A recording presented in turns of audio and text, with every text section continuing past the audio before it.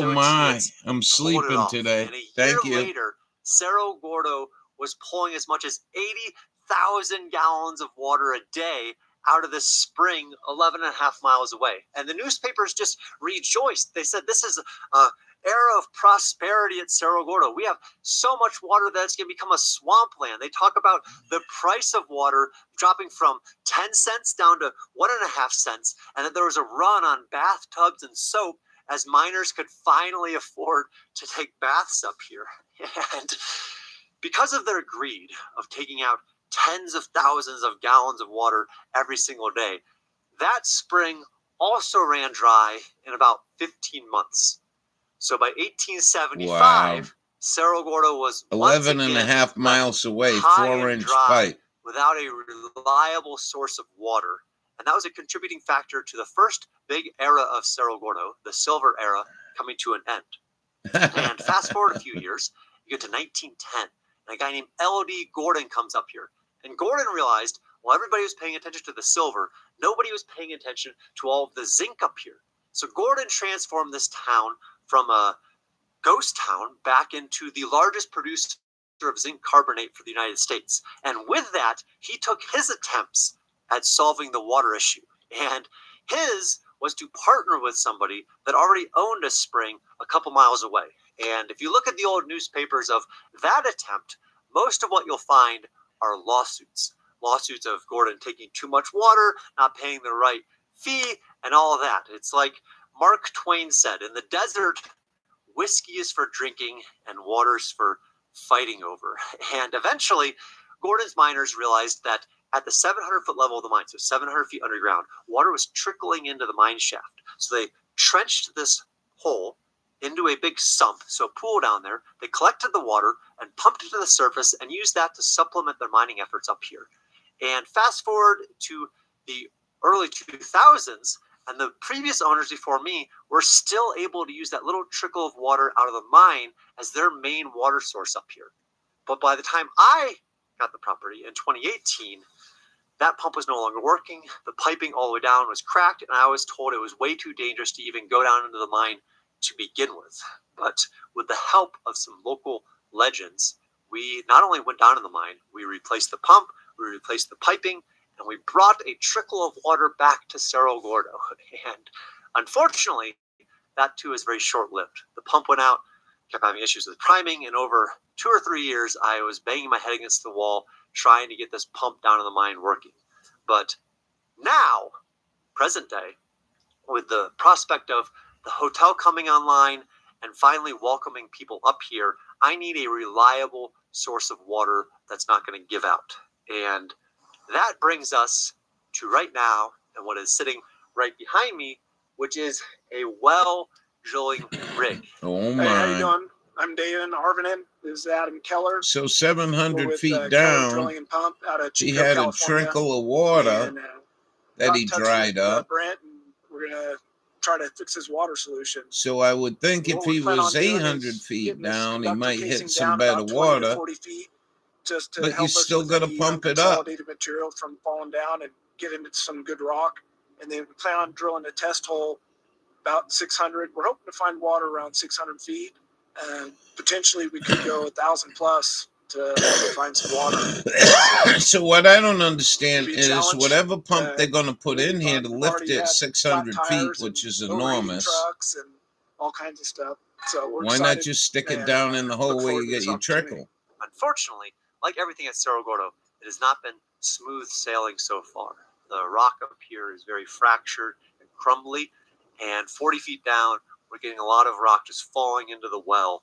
And Adam had brought up 40 feet of temporary casing to try to push it back towards we get better rock. And unfortunately, we're past that temporary casing. We're starting into issues. And so Adam is back home getting more casing, and he's going to come back in a couple of weeks so we can continue our historic effort of finally bringing water to Cerro Gordo. That sounds beyond crazy. The well, some of you may be wondering what's happening with the other large project in town, the rebuilding of the American Hotel. And we are once again in permit purgatory, where our MEP plans, our mechanical, electrical, and plumbing plans, were outsourced by the county to a third party in Sacramento. And that third party took about a year to approve them. And when it came back to the county to issue our permits to continue with our plumbing, the county said, because it took so long, your fire sprinkler plans are now out of date. Oh, You have to Jesus redo those. Christ. So we are now Unbelievable. waiting for California, them baby. to re-review our fire sprinkler plans from 3 years ago. So still stuck in permitting difficulties, but hopefully soon the hotel is back underway and we have a well to service the hotel. I don't quite understand that. If you got a pump, they'll take it out Over of the a well. past 6 years, one of the most exciting and, in my opinion, important things that I've been able to do is explore the mines here. And as far as the mines at Cerro Gordo, the most famous of the mines is the Union Mine. This is a vertical shaft that goes 900 feet straight down with 30 miles of mine shafts off of that. And of those mine shafts, the most infamous of them is right behind this collapse. This is the tunnel here at Cerro Gordo that leads into the 200 level of the mine. And I said infamous because the 200 level is the location of some deadly collapses, but this portal used to be used to bring ore, supplies, and miners in and out of the Union Mine. But when I moved up here 6 years ago, there was almost no indication that there was a mine shaft here at all. As you can see, there's been a lot of dirt removed. And so slowly, over the course of about 5 years, I dug this out using a backhoe, using a loader, using dynamite. And finally, recently, I got through any collapses and made my way into the Omega Tunnel after years of trying. And on that day, there was a level, a sign that said 400 level, meaning from the 200 all the way down to 400 feet underground. And it was something that needed rope and material. And at the time, I didn't have those things. But today I do. So right now we're going back in here to see how much further we can get down into this mine and see what type of new history we can learn.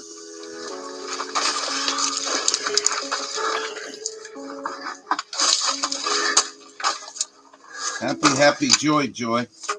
Snowing. Road's getting covered. We have to plow. We dug all of this out, and through that tiny little hole, it opened up and there was a door. You kind of have to crawl on your stomach to get back there. So I'm going to do that now before I think about it too much.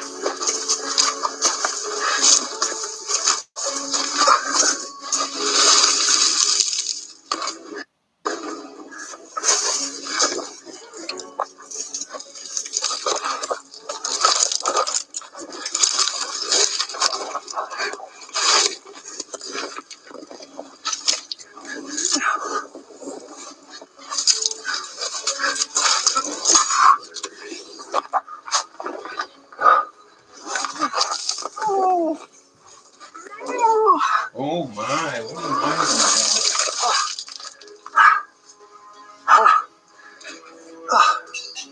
That was even more sketchy than I remember it. Over here, there was a sign that says down to the 400. So there you go, 400 level. Unfortunately, this ladder's no more, so I don't imagine anyone's been down there in a very, very, very long time.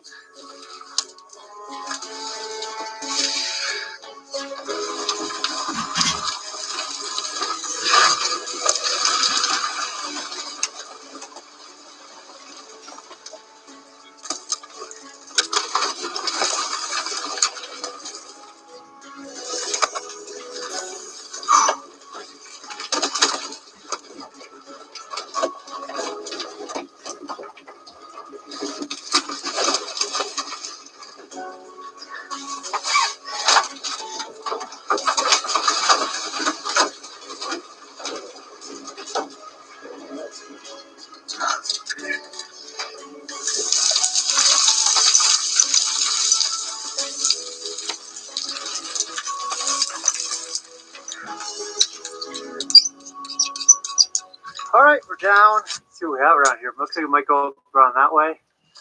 Some beautiful copper.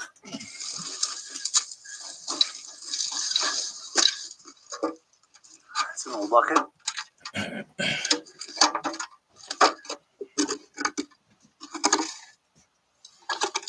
Peppermint, fruit, table, lemon. I don't know what that was. Oh, yeah, that goes up and over. He found dynamite in here. Exit. That's good. That means that this is probably a main tunnel going somewhere. I like seeing that.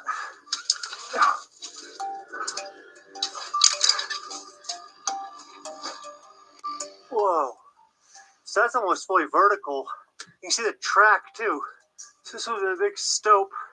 I don't have enough rope to go down there. I need to bring more rope. Keep going Imagine down that working way. in here with a candle.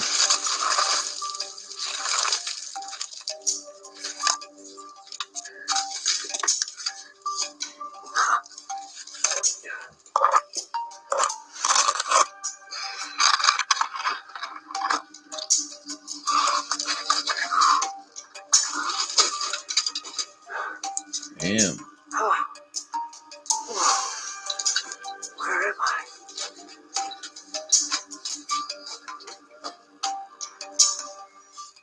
Old. Wow. Really old. Chisel. These are the really old workings. And two men would stay side by side hitting that chisel while one guy hold it. Track there. No, thank you. But it says collapsed.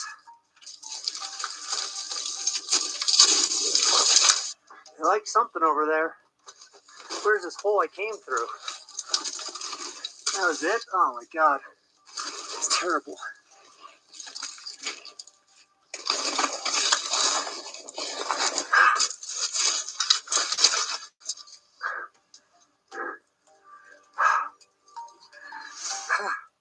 This is when I'm excited to have that super bright light. This is the brightest that this part of the mine ever has been. And right over there where my light's shining, that is the next vertical shaft straight down. Let's try to do this. It's still going. Wow. So I think that goes deeper than the 400. That might start going down towards the 550. I'm probably, I don't know, 50 feet over from where I rappelled down. And that sign over there could indicate that this was a stope, because it does seem like there's been serious collapse here in the 150 years since they mined this. So this pointing this way leads me back towards my rope. However, around my rope now doesn't appear to be any openings anymore. There could have been at some point, or there would have been at some point, but at this point,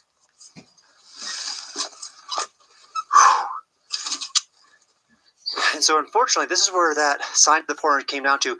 I'm almost certain that this kind of incline we're going down would have curved and gone that way. And the best lead that it seems we have at this point is down through there, up and over. But today, this rope can't get over there.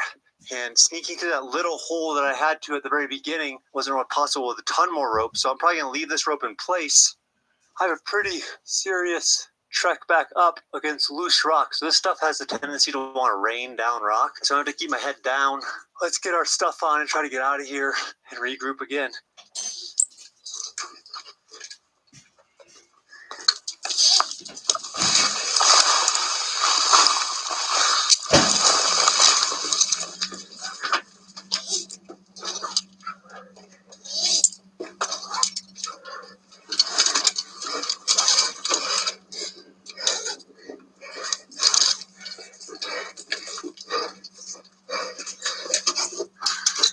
All right, back to the real fun area. So ready for the head cam going through that hole? Let's do it.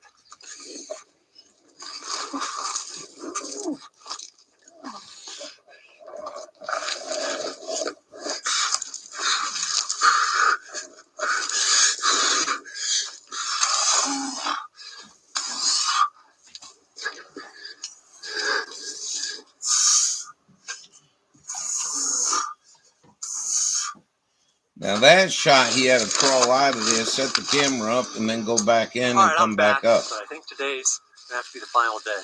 Tempting it a little bit too much to keep going down here.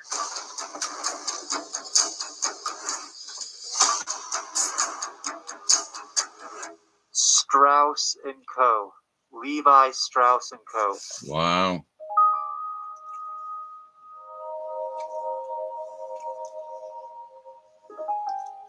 Somebody paid 150 grand for Levi's This may be founding obvious, mine. but I absolutely love giving new uses to old, abandoned, or discarded things. Whether that's an old cabin that gets restored and comes back to life, or an old mine shaft that gets turned into a library. These things just really fill me with joy. And over the past few months, a very exciting project came together that started 86 feet down the mine shaft right there with a piece of fabric that was discarded 150 years ago. And it ended in Los Angeles with a super talented menswear designer by the name of Elliot Giffis. All right, now we're headed over to the oldest part of the workings at Cerro Gordo, the Jefferson Chimney. And this would have been worked, originally in the 1860s and the 1870s. If this mine was started in 1910, 1920, we're not finding those 1870s Levi's we're looking for.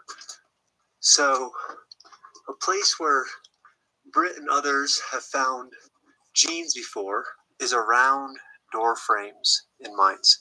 They would plug them up with stuff to kind of like seal it. You can see here even burlap sack stuffed in the side of it.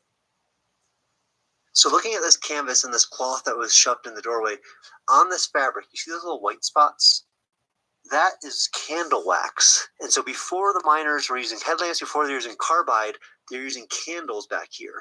And so the fact that candle drips are on here indicates that this was a mine that was worked before carbide was prevalent. And that was around 1900 or so. All right, so we got that, and I got a really big piece here. That's a giant piece that was used to insulate that door frame. Maybe we can do something cool with it, like rework it into some pants or a jacket or something.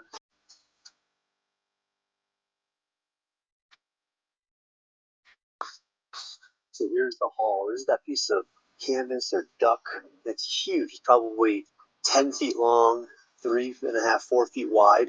And I was thinking when I was down there, it'd be really cool to try to reuse this, make it into something.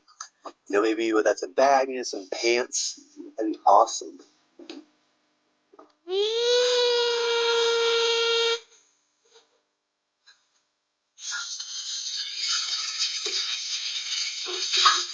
All right, our fabric is made it to LA.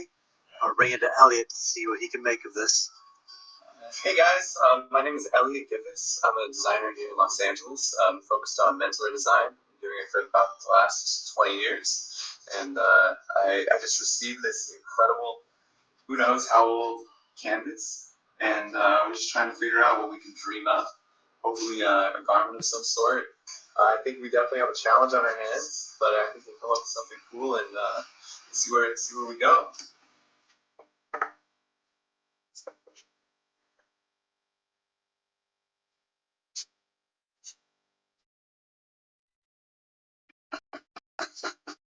Welcome back. It's been about 12 hours since I saw you guys last. Anyways, the jacket is done. It was definitely really, really, really tricky. Let's say the thickness and just how big the weave is, the threads within the weave. But I'm pretty pleased with what we landed on. This is definitely, I've never sewn anything like this material before. But yeah, here we are.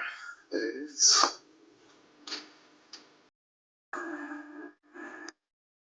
Mojave. Jacket. We're here. We're gonna hopefully get the grand final. I'm super nervous. I hope it fits. I hope you like it. Really? Hell yeah. Open up the right side. Whoa, dude. That is crazy. This is even better than I could have imagined. So here we are.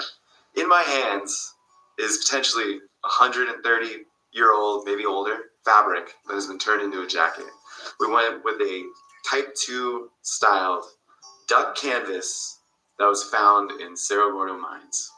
One of the things I'm really, really proud of is my friend at Strange Threads did this chain stitch embroidery. That's specific. Little date, little name tag. Just thought it would be a nice touch to really like just get it captured of like where it comes from, who found it.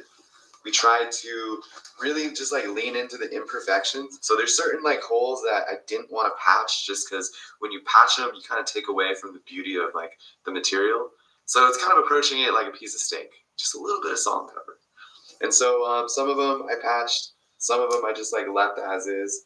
It's lined with kind of like a Pendleton-esque lining, like a vintage blanket. I didn't want to do anything that was too heavy, just again for like layering sake. We also have a little pocket here for any sort of goodies or whatnot. And yeah, I'm really proud and like I'm stoked that I was considered for this really special piece. And Brent, thank you so much for the trust in this. Yeah, there it is. So thank you so much, Elliot, for this jacket. This is something that I'm going to cherish for the rest of my life and eventually leave to the museum up here. And I'm always blown away by the creativity, inspiration, and art that come out of this old mining town. But I know that Cerro Gordo is not the only old mining town that inspires art. And so this month, I took a trip to a neighboring ghost town that has a very heavy art influence.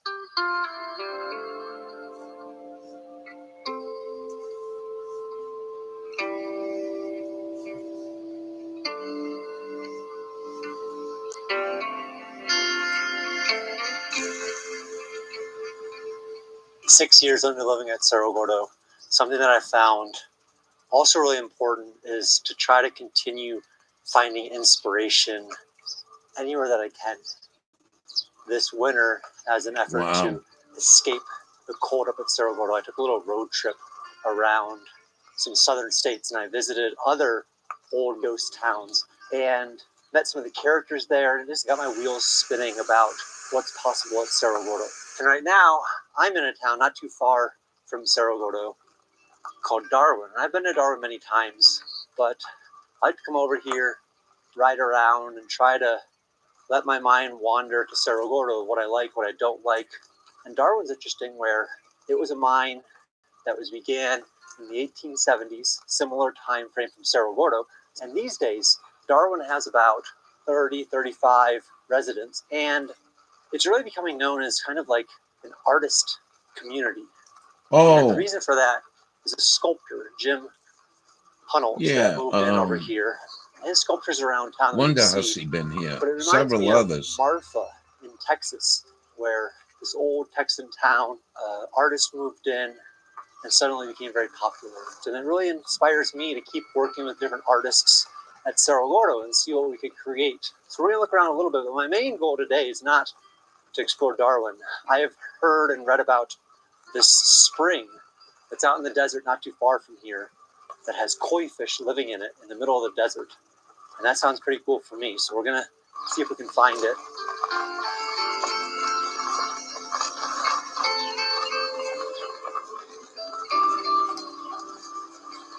Here's more of the Jim Hunnell sculptures, and they're all around town. And his family still owns some property here. And this is where he spent a lot of time. And it's cool, to think that he came out here 50 years ago or so and used the desert as inspiration. Like I said, over in Marfa, it was this guy named Donald Judd, kind of very much put Marfa on the map. And so I want to make that a part of Cerro Gordo moving forward. So if you're out there and you're an artist and you want to contribute or you know something that would A be good, let me beautiful know sky. below. Maybe one day we'll have artists in residence and stuff, but I may need to get the hotel going first. This is their legendary jail, as they call it. Could you imagine getting stuck in here? Let me out, let me out, let me out. But again, I've been visiting a lot of other old mining towns this winter, all over the southern states. If you're interested in those videos, I'm posting those individually on my second channel, which is Ghost Town 2. I'll link that down in the description as well. But with that, I'm going to keep cycling along. I'm going to see if we can find these goldfish in the desert. But I thought it was on a paved road. So I've had this e-bike for just over a year now, and I've been having a blast with it. This is the Electric X-Peak Edition, and this thing is fast. I've gone 28 miles an hour on it. There's hydraulic brakes, which are very helpful in loose material like this. And it's just a really casual and fun way I've found to get around some of these older towns. It's not as big of a commitment as when I bring my dirt bike somewhere. And it's great. It's got a 50-mile range. When I got the thing, it only took about 5 minutes to set up. It was pretty much ready to go out of the box. So if you've been thinking about getting an e-bike, I would definitely recommend getting electric. And if you are thinking about getting an e-bike, they're giving away a free bike cover. If you happen to purchase one of their bikes, all you have to do is use the code GHOST at checkout or use this QR code on the screen. And again, they're giving you a free bike cover. This is the electric X-Peak. I've been taking it everywhere with me. It's a blast. You should check it out.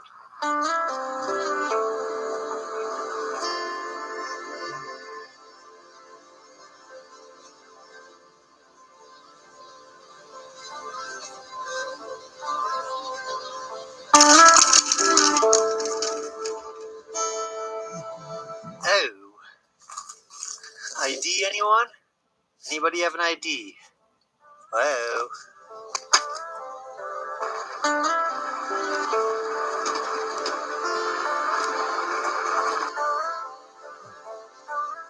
Oh, I think I see the beginning of what we came to see.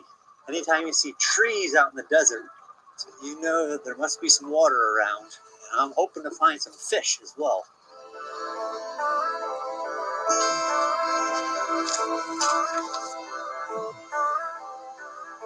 Oh my goodness.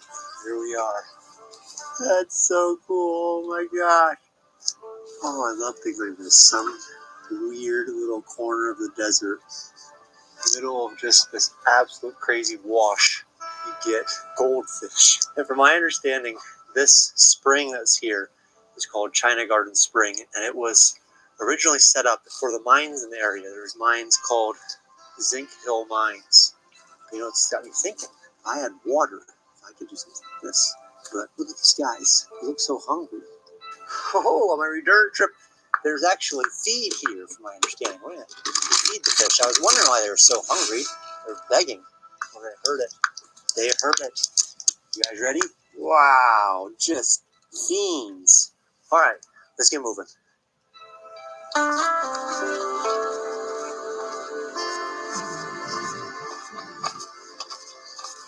Light brown. Yeah. Oh, no problem. Down towards Darwin I Falls. wish you'd go get that check. This is where the town of Darwin gets their water, and this would have been where Nadu of Cerro Gordo fame got the water for the town originally. And these days, Darwin still gets from here, as well as Panamint Springs, which is a really cool campground inside of Death Valley National Park. And I know the guy that used to run Panamint Springs, and he was telling me once that their biggest problem with keeping the water going is the mules, because the mules keep breaking into the pipe to get at the water, which I get. You know, out here in Death Valley in the desert, it's not easy to get water.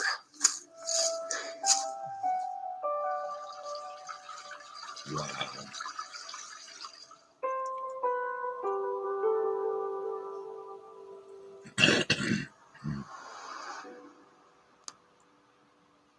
Recently, the price of both silver and gold have hit all-time highs.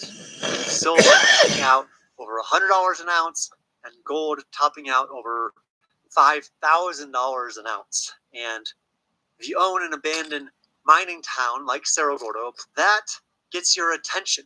And as all this was nice little happening, rock crusher. the big run-up on price, I was Real making this nice. video where I was taking the waste rock here at Cerro Gordo from right here at the old smelter, and I took 200 pounds of this slag, and I got out 4 ounces of silver and made it into a knife. But that got me thinking, because that 4 ounces of silver is worth close to $400, and $400 for 200 pounds, that's almost $2 a pound. So on a ton basis, that would almost be $4,000 a ton for this slag that's just laying on the surface all around Cerro Gordo. And my goal from day one at Cerro Gordo has never been to start the mine again. I want this to be a destination for people to come up, to learn from the history here, to enjoy the natural beauty. But that said, 6 years into this thing, it is expensive. Restoring an abandoned mining town is a giant money pit. How do you make a small fortune on a mining town? You start with a large fortune. And that makes things tough. So after this experiment with the knife, it got me thinking, this slag is laying all around here. If it's just a matter of like recycling, picking up this slag from the ground and refining it down into silver, maybe that's a different story. I'm burning through propane probably at more than the silver's worth, but there's places that can refine 10, 20 ounces of slag every day.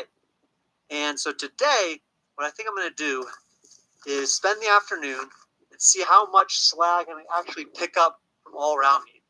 And if that works out well, then maybe bringing some of this to one of these larger refineries and seeing what they can do with it. And so I have some of these old ore sacks that somebody Propane's left going behind through the here, roof, by the way. and I am going to pick up slag all around this smelter around Fucking me. idiots As you blew can see, up I can the spend a world's couple days here largest and gas hopefully accumulate quite a bit, and then we can facility. send that off and get a better representative sample if my So math is correct and if fertilizer this and stuff's actually propane are worth going to go continuing through the on. But roof. each bit of this, a little bit of history. Kind of cool. $4.66 a Think about. gallon for home heating oil in town. Gas and diesel is still the same. $3.83. All right, so in just under an hour, I got 20 bags here. I'm going to do some more to get us to a ton. I think that's going to be a good representative sample. So going to get these up to the shop. Later get them in the truck and get them over to the lab. It doesn't even look like I made a dent in the slag that's here. So I think there's a good, 20, 30 tons here. So let's get a ton of it figured out and then take it from there.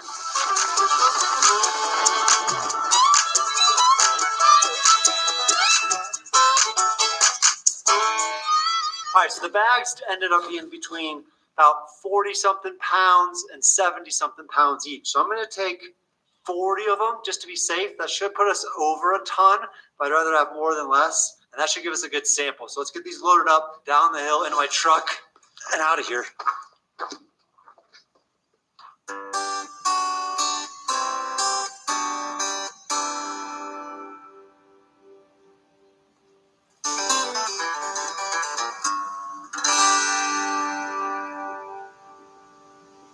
I remember when I first came up to Cerro Gordo, and I was trying to figure out how do I keep an old mining town alive pretty much by myself. And I would tackle the smallest projects, like building the deck outside this cabin that I call the writer's cabin. And pretty quickly, people started coming up to help out. And that just made bigger and bigger projects possible. And so I thought I would ask a few people that have been up here for a long time now what Cerro Gordo in the past few years has meant to them. Hi, I'm Christy, and I'm a volunteer for the town. I've been coming up, actually, as of a couple weeks, it'll be 5 years that I've been coming up. And we now live in Keeler as a result of that. What holds us together is just the spirit of Cerro Gordo and just, making this big dream of friends come true, I would say, which is just turning this into a living history. It was a whole other world. I had never been in such a place where it was so isolated, but not at the same time. So many people come up here from so many different places, and I think I've enjoyed getting to know all these different people. Right now we're kind of working on the museum, and we're talking about the Levi's jeans, and I can't wait to continue for hopefully more years to come. You may have seen me before, Steven, town manager. I've been working here for 3 years now. I remember the first day I came up, it was very snowy. I got stuck in my little Subaru, but Brett and others were here to help me out. We've got a whole tour program going on, so Friday, Saturday, Sundays throughout the year, we're giving tours of the Hoist House. The whole reason this town exists because of what's going on in that building. I'm Hans. I have been here now, I think, for about 5 years, coming up every month or so with Christy. My first experience here was that we stayed in the bunkhouse, and it was a really cold night, and there were two guys. They were like probably 2 generations younger than me, but we really connected at a level that I know from being in youth hostels around the world. Over the time, obviously, we've come to know people that keep coming back here, and Cerro Gordo really has become our family.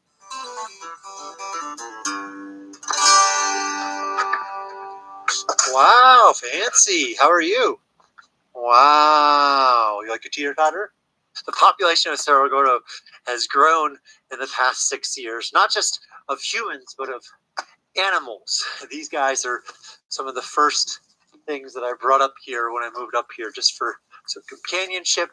Other than the American Hotel and the progress on that, I get asked the most about the goats and the cats. I don't show them in all the videos just because they feel like kind of family. They're almost like background at this point. But here are the goats. Here they are. This is Beretta. All of them have a great life. We have the alpacas poking through over there. You can see those guys. Hello there. How are you? How you doing? How you doing? How you doing?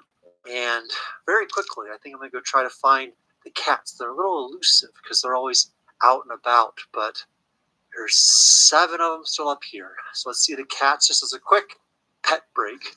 Goats, goats, goats, goats, goats, goats, goats, goats, goats, goats, goats, goats, goats, goats, goats, chickens. And right outside, we have cat number 1.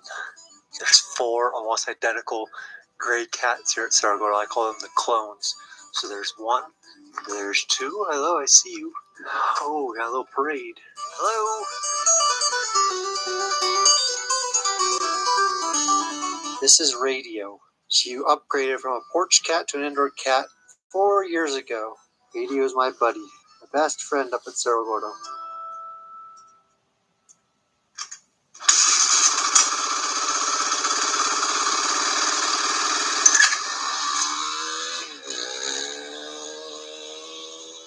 It's hard to believe that I've been coming up here to watch the sunsets for 6 years now.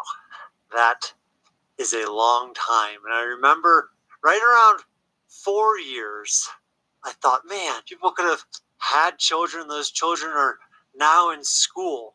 And so every time when it comes to this time of year, it's hard not to think about the passage of time and kind of sift through my memories over the past few years here. And when I think of my favorite memories of the past 6 years, they're always when a lot of people are up here. They're not individual things. I think about the day that we couldn't get any concrete company to deliver concrete up here. And so all of these people that I had met rallied together, and we had 2 absolutely brutal days mixing and pouring thousands of bags of concrete, but we got it done.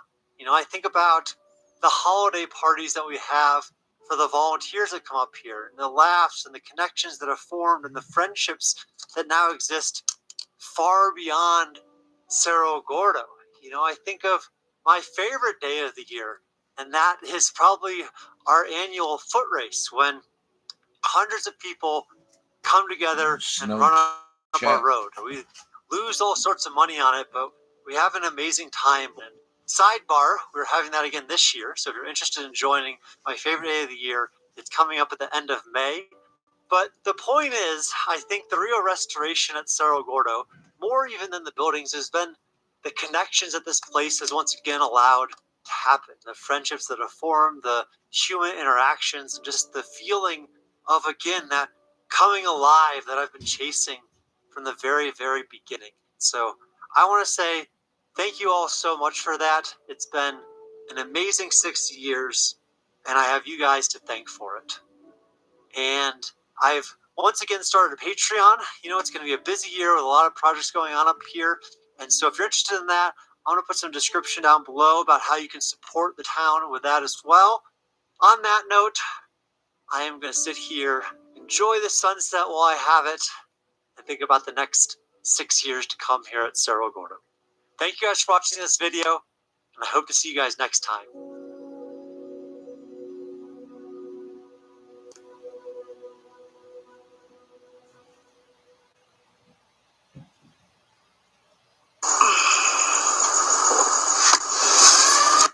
Wake up! We got pain to relieve by morning. Ice, hot, lavender! Icy hot, nighttime recovery. You're so back.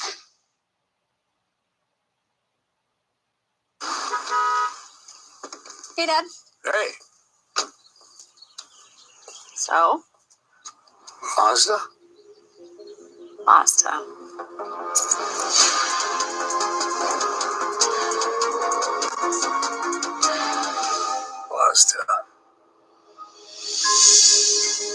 Mazda CX-30. It's made to move you. Take advantage of this exceptional offer at Paul Blue and Mazda.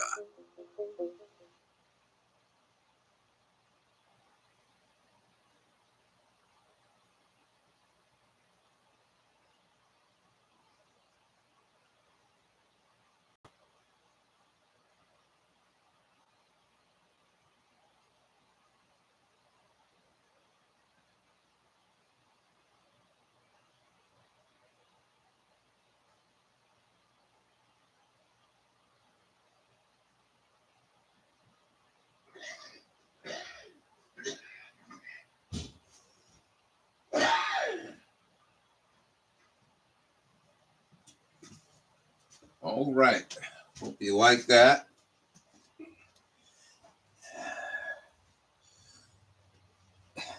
Help. As soon as I leave, it's incredible.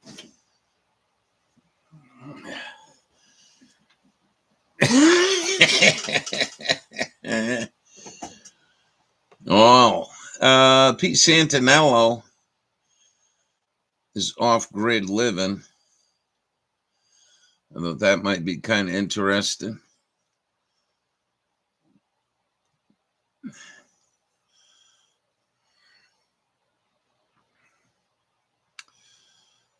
Ta-da! I don't know where he is. It just says off-grid living. Let me stop this. This is sort of off.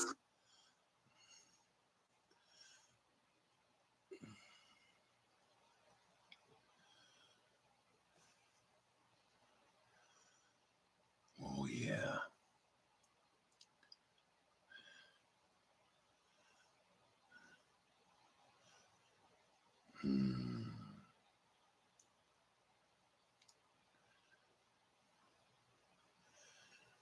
Slow, slow, slow.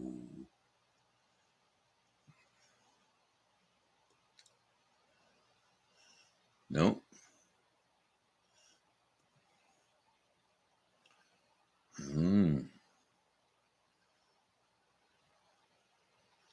Nope. I don't think I ever seen the guy. But this might be kind of boring.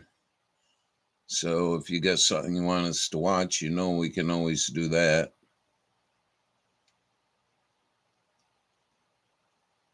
He ain't telling us where this is. Unless he's somewhere in the east. Grid 2.0. Live normal, but at the same time be able to flip a switch and go off grid if you need to. So you're basically a 12-year-old at this point, Doc. You got forts out here, you're hanging out your tent. In old school prepping, it used to be about fear and anxiety. Now it's just you have fun with it and you know you're prepared. This is sort of the brain center. Is it really professional looking? No, but it works. 1 year we got close to 3,000 pounds of produce. Oh, you did a great job here. What was the spark, Doc? Why'd you want to do this? There are physical things we've done out here that I won't talk about. You got booby traps? Being an old Marine. What about your drinking water? We'll go up here and I'll show you that system. If the house were to burn down, you could actually live over here. 90% of households in this country, after 4 days, 5 days, pretty much start to run out of everything. So that's the hybrid. Close your gates, be self-sufficient.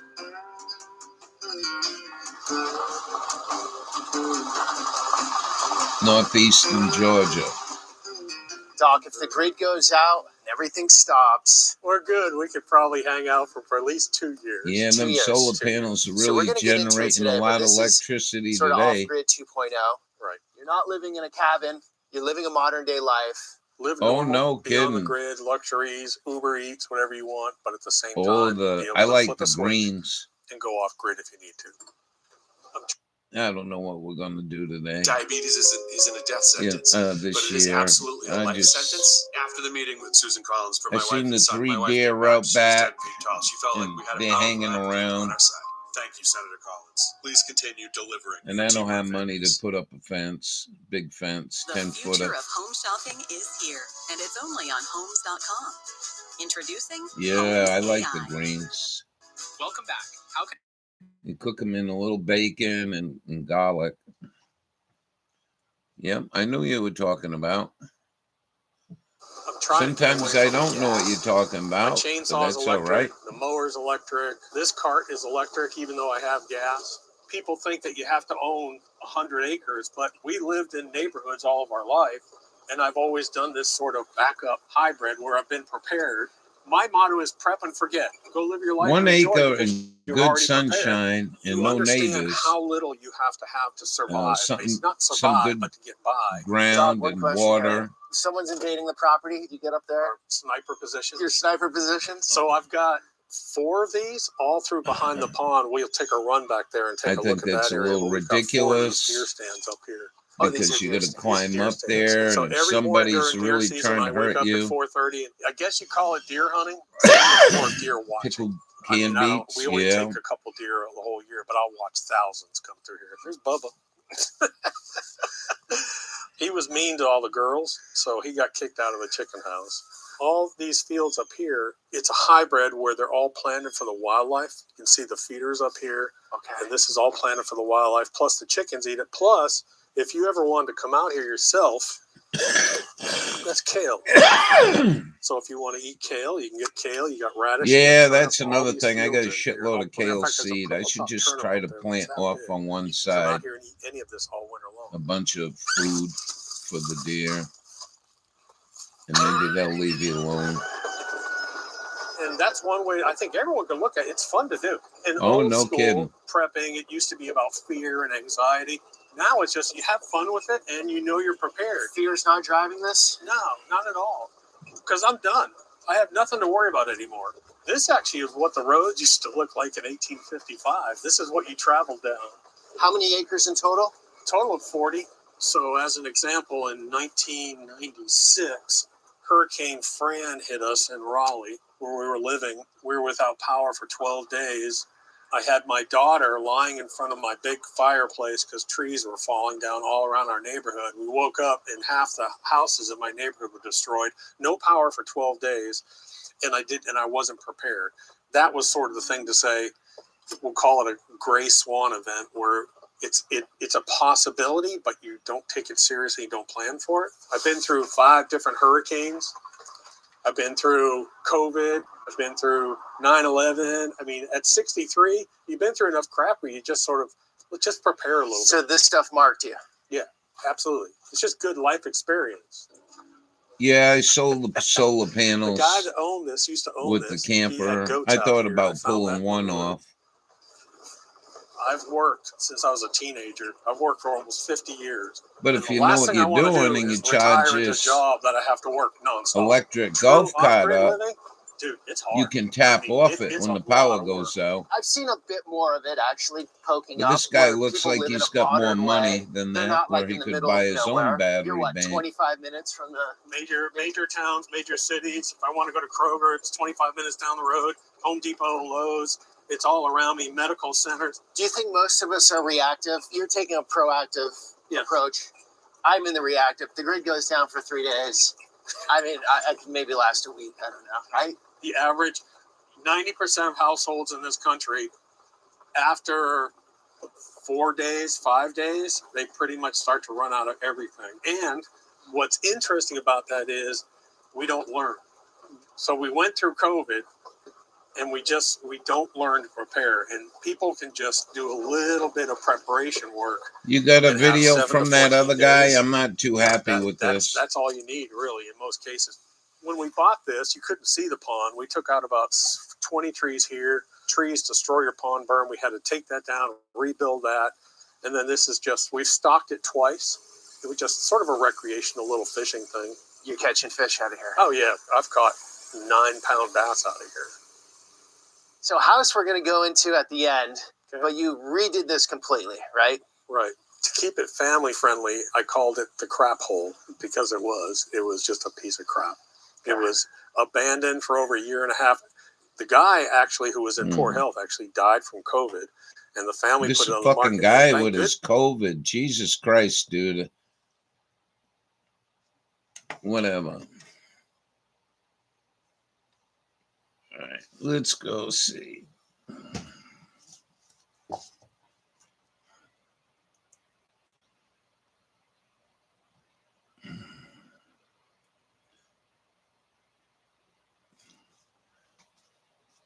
And I got another one loaded in case this turns out to be.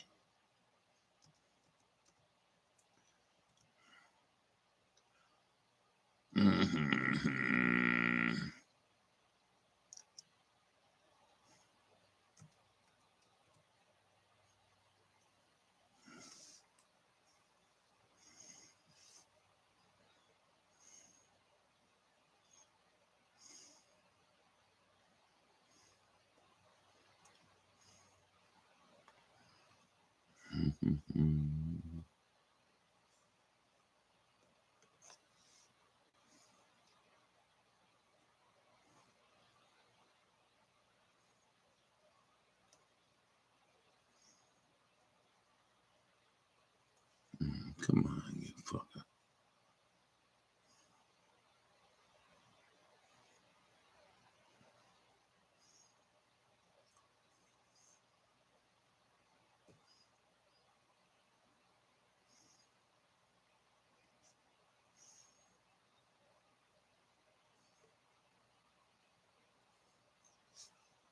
This season, you've got places to go, people to see, and things to do. You may have already gotten vaccinated for flu and COVID-19, but other respiratory illnesses are still out there. If you're 50 or older, even if I survived COVID.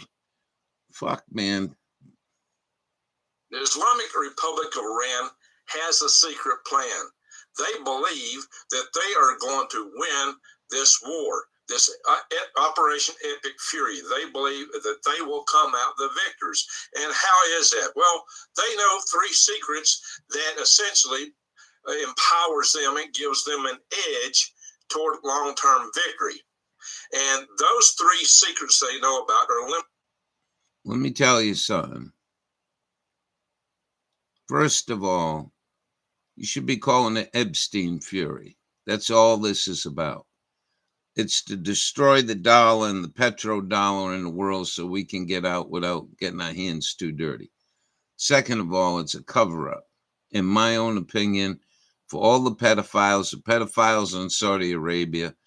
About 8 years ago, 7 years ago, we watched a video, a Saudi old man in their 60s, 70s, fucking bidding on a 14-year-old girl that was taken away from her family, kidnapped. Anyway, I'm not going to be too critical, but I don't want to hear no bullshit. So in Eagle Claw, we had, it was like only one map of Iran, believe it or not.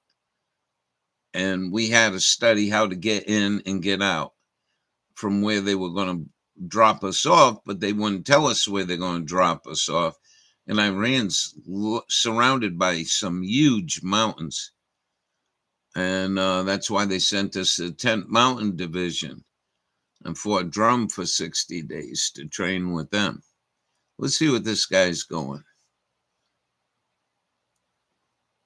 But not mentioning the fact that Congress declares war and this guy's pulling this bullshit. limitations, 3 limitations actually that the United States faces in the continuation of Operation Epic Fury.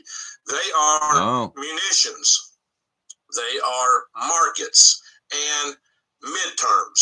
Now, how do these 3 I think this items is going limit good, the United States participation he's right. in Epic Fury? Midterms, And I think what everyone's would be the going to vote similar for a plans fucking of Iran Democrat. to limit and survive the onslaught from Israel? Well, we're going to go into that. We're going to go all into that because we're going to start with munitions. This is one we've talked about from the very inception. Even before this started, we knew that the amount of high accuracy, high precision munitions, especially those for intercepting missiles and drones, were limited. And we have really gone through them in this war. And our numbers are dropping fast. Now, it could be that the United States would having taken more air domain over Iran to use in lower cost munitions and bombs and such dropped by bombers that would have been far more vulnerable flying over Iran previously, like B-52s. But we only have a very limited number of those, and would we risk them given that Iran still has a lot of missiles they're hiding, and our interceptors are getting far lower. They may be holding them back just for such an event like that. So that, you know, you can do saturation bombing with B-52s if you can get enough airspace dominance to fly them over the Iran proper mainland. But that's highly questionable, and it's really unknown if we can get away with that. So Iran does know and understand that our high precision missiles, our high precision interceptors are dwindling fast 32 in this degrees war, and snowing. and they're banking on that and they're holding back their best for last in terms of their best missiles. So they have a strategy for dealing with that, and we can already see they have a vast number. It's been estimated by some accounts, tens of thousands of Shahed drones. They also have a large number of shorter range ballistic missiles that could be used to inhibit traffic through the Strait of Hormuz, boats, fast boats, robotic fast boats. Yeah, I asked you like 7 fucking times. Why can't you go to the walk-in clinic and get yourself checked?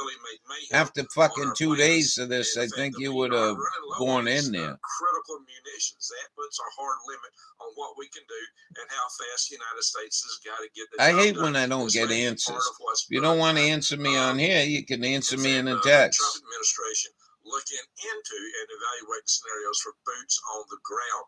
But Iran thinks they can outlast that because there's a couple of other items that also weigh in against the United States Epic Fury operation. The second one we'll touch on is markets.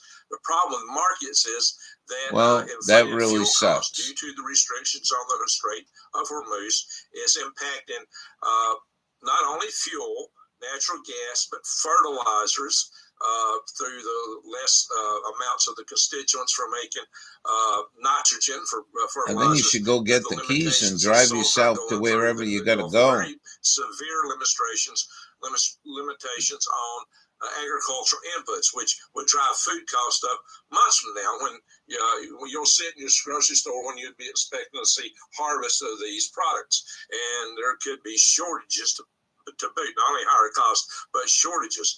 So these are two critical elements. And as markets go sour, jobs might get lost. People are paying more out of their pocket just for gas at the pump, and we're already doing that. Consumers have less spending power, which puts downward pressures on the economy overall, which also threaten employment.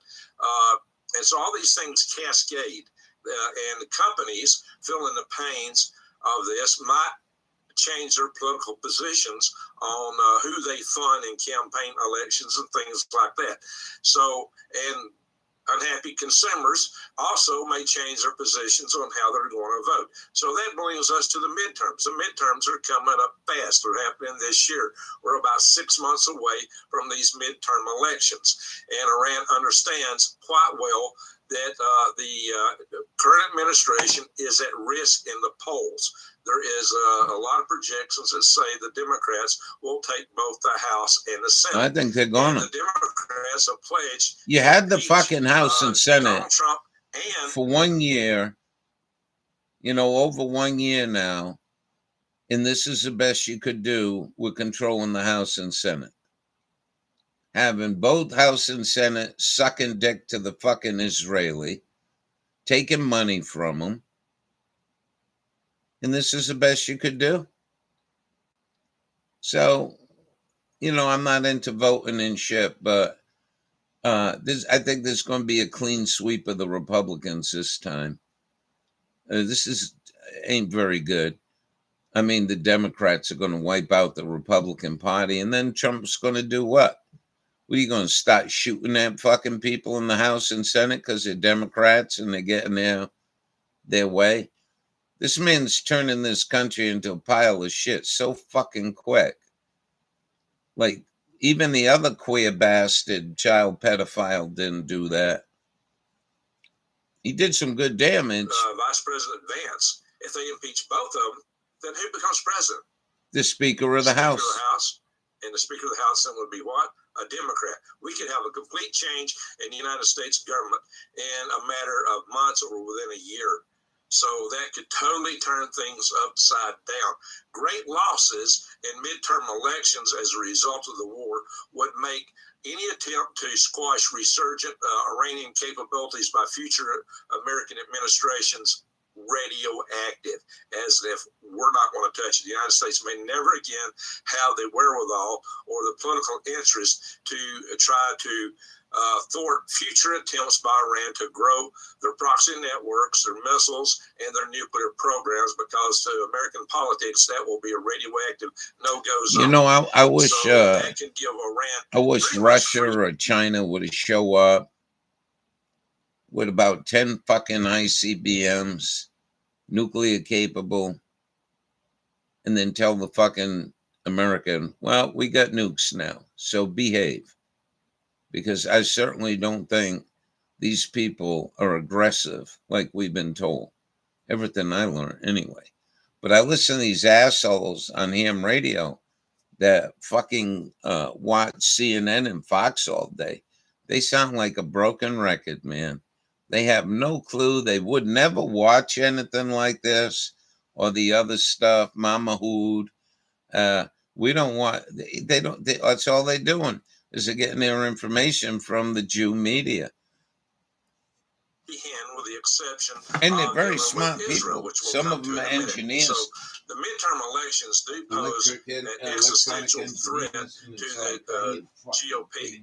It poses an existential threat, and the GOP insiders know it. The party is divided internally over this war. A lot of internal pressure to Trump to end it soon from his own party, not to mention from the other side of the aisle. And even now, the damage may already be done. It might be that this loss will happen either way. So can Trump execute Operation Epic Fury to the point that Iran cannot resurge to power? That may be why he's trying to go for boots on the ground now, because maybe he wants a clear military win to, put down in the record books that, hey, I won no matter where he keeps power or not. He may be willing to sacrifice his own administration for this ultimate objective. We don't know what the thinking is inside the administration, but we do know there's internal strife within the GOP as to the continuity of this war. The MAGA crowd, pretty much, according to polls, is right now 100% behind Trump in the continuation of this, but that's not sufficient because you got to win a lot of independent continuation. Pretty much, according to as to the continuity of this war. The MAGA crowd, pretty much, according to polls, is right now 100% behind Trump in the continuation of this. But that's not sufficient because you got to win a lot of independents. No, I think a lot of MAGA people dropped out. We'll go find something else. You could have done this in 5 minutes. I don't think I'll be subbing to him.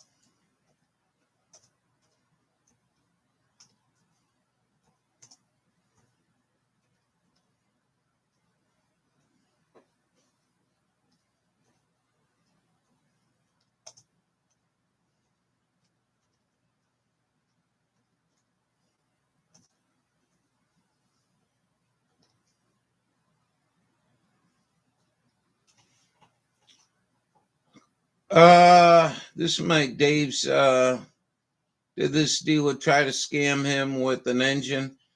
Yeah, engine blows up at 5,000 miles. And you go bring it back to Chevrolet under warranty, and GM or whatever they call them now turns around and says, oh, we'll put a new motor in it. 3 weeks later, you get the same misguided engineered piece of shit under the hood.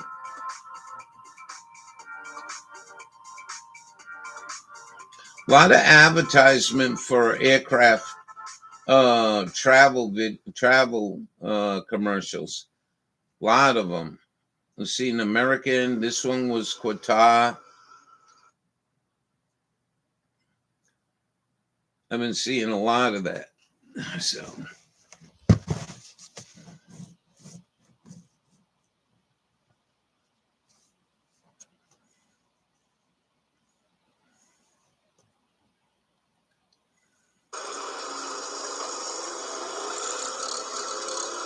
This is Salt Lake. You can see the mountains in back of them. The Wasatch. Okay. It's a GMC 1500. Okay. Got a gas engine in it. Okay. Obviously, it's a 1500. I don't know what year it is. Guy was driving. He wrote me this letter. Guy was driving from Las Vegas, coming home, cruising at 80 miles an hour. Halfway home, I hear a loud crack brake and let off the gas. The vehicle was decelerating. Then he kept going. He said it sounded fine.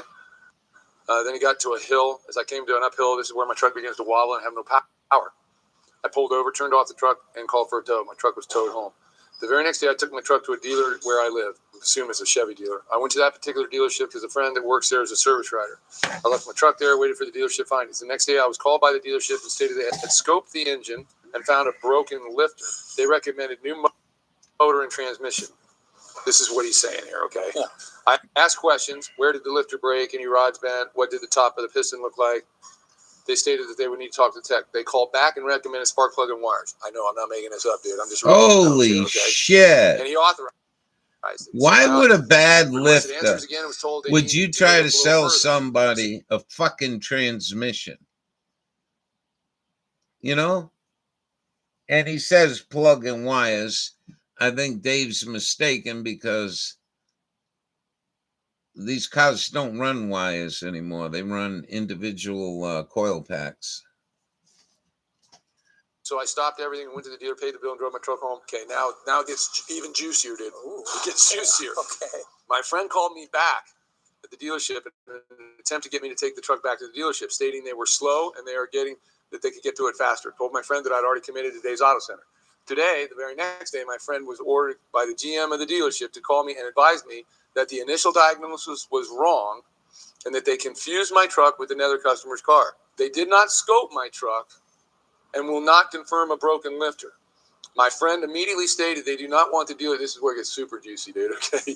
They must not know me that well because I wouldn't out the dealer. My friend immediately stated that they do not want the dealership name or any affiliation mentioned on Dave's YouTube channel. This is when I became aware of who Dave is on YouTube. Dave has some cool videos, and then he goes on to say some nice things. But anyway, I'm going to get the paperwork from the dealership. He didn't supply it. This is just his email to me. But let's go look at this bad boy. All right. It looks like the rack over there is open. Yeah, why don't you go grab this, and I will. I'll open the door. Okay. Or actually, let me go out with you. Let me listen to this thing when it first starts. Let's go. So he's from California. Probably a California dealership. So those are Wasatch Mountains. Tell everybody out there. I don't do that. I won't. They get a lot of bad air quality here because of them mountains. I just point out the faults. I'm not here to cause anybody grief like that because, you know, I don't know the whole story. That's not what I'm about. I don't think that's good for the industry. We're just going to figure out what's wrong with it. Okay, got plenty of oil. It doesn't look that bad either. All right, let's listen to it. Whoa! Whoa! Did you hear that? Heard that little clack and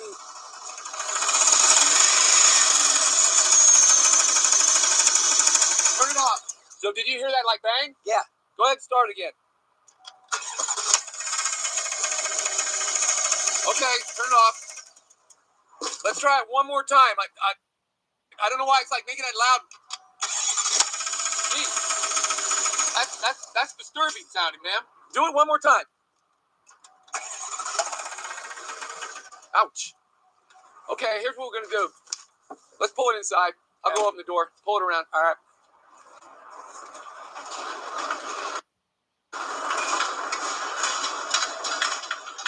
He's going to drive it in?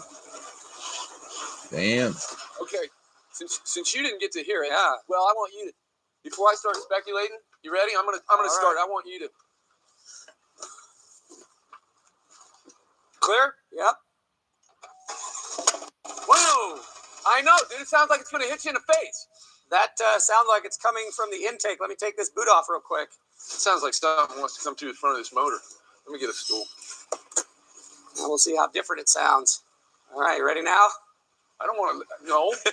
Oh, you want to listen to it? Yeah. Now let's see if it sounds different. No, you put your ear on it, dude. I don't need to put my ear on it.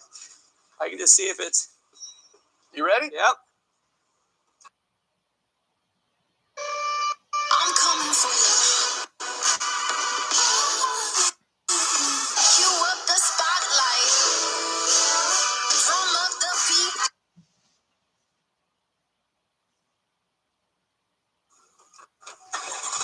Whoa! Dang. Okay, well, it's out of the way. Keep my head out of the way. It sounds like something's going to come out of the engine. Jeez. It's like it's igniting. You think that's a backfire? Is that what you think it is? I mean, okay, do it again. Let me see. Maybe that's what it is.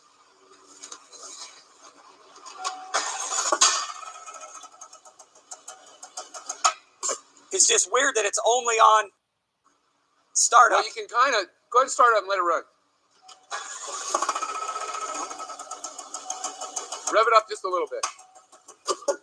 Well, we got to have the mass airflow hooked up. Yeah, that's true. Okay. Okay, so they said they replaced the plugs and wires, which... So, I don't know. I don't know how you mess that up. Where do you think we should start? With the backfire light? Because I think you're right. I think that noise, I don't think it's mechanical. I think it's backfire's got a miss. Okay. Do we have a check engine light on? I didn't see one when I put it in, but let's do a scanning and kind of do our initial and then decide what we want to tackle first. Yeah. Let's grab a scanner. Let's start there. Well, we knew we'd have mass airflow. Yeah. Engine misfire detected. It definitely got misfire. Where does it say where it's at? We're gonna look at that in the data in a minute. Let's do this. While you're doing that, I'm gonna go ahead and hook this mass airflow back up. Okay. And then let's clear the codes. Like, go ahead and document them. Yeah. Where they're at. And then let's clear them and see what comes back. Yeah. Okay. We'll look on the data there. We have a suspect cylinder to check. Oh, you think we do? Cylinder number 2. Cool. Okay. Did you document the first? Did you clear them all? I haven't cleared the codes yet. I just wanted to look at all this first because when you clear the codes, it clears out the misfire history. Yeah. So I wanted to make sure to look at that. Okay. Just like most Chevys, number 2's on that passenger side in front? I think so. I always look. Yeah. Okay. So. Fire it up. Let's see what happens.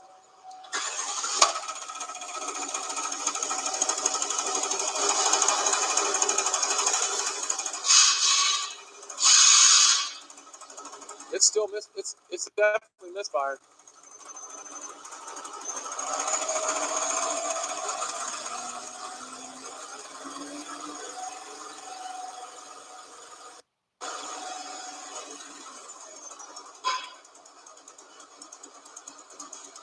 It's got a dead miss in it, dude. Let's do this. Let's just real quick, turn it off. Let's just run a compression test. Probably a good idea to pull that valve cover because this motor's famous for the rocker arms and or the lifters. Right. So you can actually see is that rocker arm moving or not. So then you know the problem's deeper. Well, do whatever you want, but let's I agree. Let's for now just pull that plug out of there and just see if we got any umph in the hole. Everybody, did you notice what Tyson just did? I'm going to show you what he just did. The guy, just to pull a spark plug, pushed his toolbox over here. Now, a lot of guys would have just gone to the toolbox and grabbed, a spark plug socket, maybe a 6-inch extension. Oh, come on, Dave. Dude, I'm betting you lunch. It's on that passenger. There's a good chance it is. I'll bet you 10 lunches. Dude, you owe me 10 lunches. Is that what I'm just looking here. But now, if it was a 4 liter or a 4.7, Well, I wasn't. I already knew that, dude. I'm just double checking. You still haven't said it. No, it's right You there. buying me lunch? Oh, Sure, good. I'll get you lunch. Thanks for buying me lunch. I like that. We're going to Ruth's Chris or something. Oh, my. Good steak. See what I mean? He hasn't had to take a step.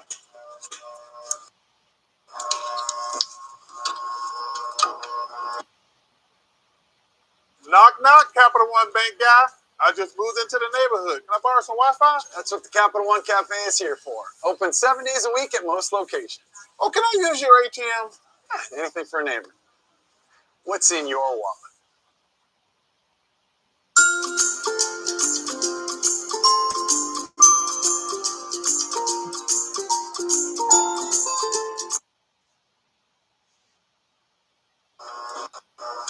Maybe we should clarify something right now, Tyson. What's that? People are always saying, are you a flat rate mechanic, Tyson, or are you Oh, Jesus Christ, Dave. Shut the fuck up.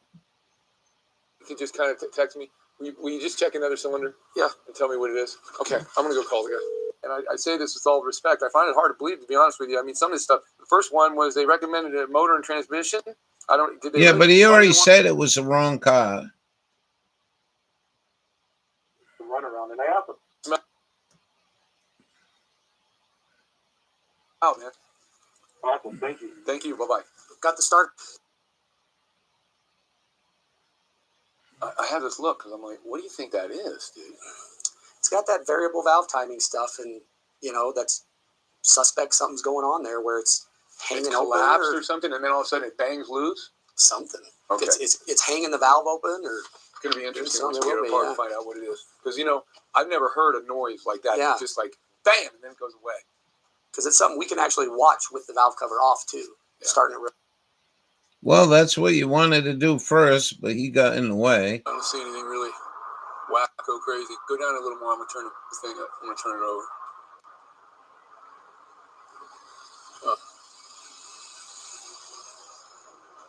All right. I hate to have you do it. Put the plugs back in it. Mm-hmm. And I want to look at some data. Let's go ahead and clear the computer. You still won't let him take the fucking valve cover off. Okay, let me plug it back in. It's different. It is. Ooh. Okay. Go ahead and start it. Yeah. You can kind of still hear it a little bit. Ready? Yeah. It's definitely a lot noisier. Yeah.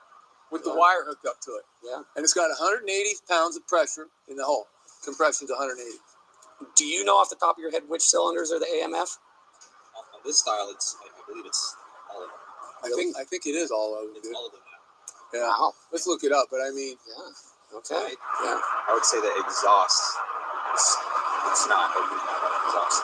So it builds up compression and then it ignites it and it has more. Go. So we want to pull the valve cover. He wanted to pull the valve cover I for think the we gotta- last we're gonna have- fucking half hour. That's do why have a I valve really cover. don't have a lot of It's respect for this guy. famous for that DOD, It is. or what do they call it? AFM, I think. AFM, Air Fuel Management, right? So let's just click on that, see what Okay, so you can go in here. Gives you a bunch of information. to check. Let's look through it real quick. Da-da-da-da-da. So the code was a P302002 or 302. 302. Okay. Let's see what the hits are. This is so helpful to us. Oh, look at that. The Spark 2 has tried. So that's good. We had compression. So this is another. Who is this? It's just a post. A post in another shop put in. He found lifters. 5 times we found lifters on campus. So it's all related to the lifter. So if we click into it, Move right here. take the valve cover. Obviously, we're going to check for. Which he'd been wanting to do for the last 45 minutes.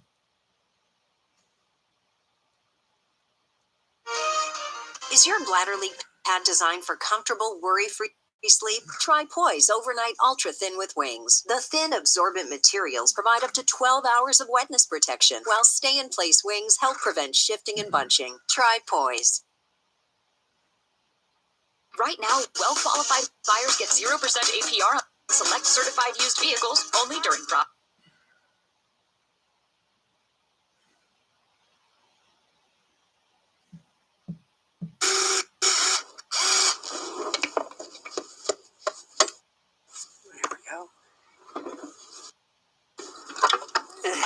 Oh, they're metal. All right.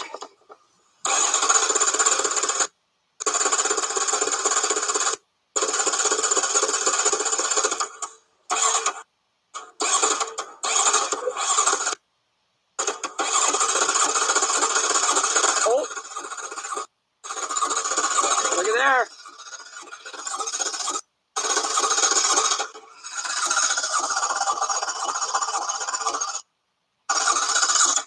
All right. That is a problem. What do you got? Come over here. We'll start checking some stuff out.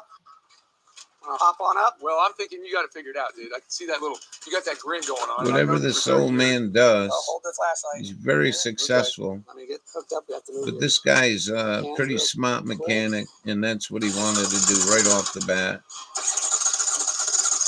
Whoa! It quit working. So this one, this rocker's not moving. Go ahead and hit it. Wait, it moved first, and then it stopped. Look at that. So you can hear out the intake? Yeah. After all the bullshit he put him through. Oh, you're right. We got a lifter. Now it works one time. So that's where is it the lifter? Is it the AMF assembly in the valley? I think it's just lifter failure that it just collapses. Okay, so here's what I want to do next. Because we want to save this guy from having to do a motor, because he's got 90,000. Yeah, 90. It's a great candidate for. Yeah, so let's drop the oil filter off of it. Make sure that we don't have any, erosion. Yeah, if it ground, but it doesn't look like it because it just stops moving. Right. So that's what I'm thinking. I'm thinking that we got no metal, but let's verify in the oil filter. And if we don't, we'll call him up and say we need a cam and lifters. Yeah. And then we'll see if he wants to eliminate it. Yep. Which I would recommend. Yeah. Sweet. I love when we figure stuff out.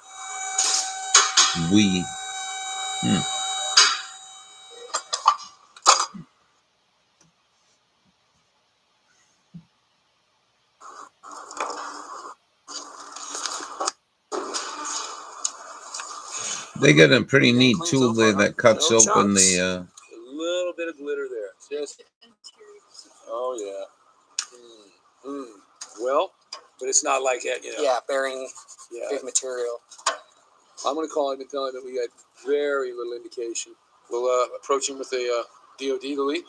Yep.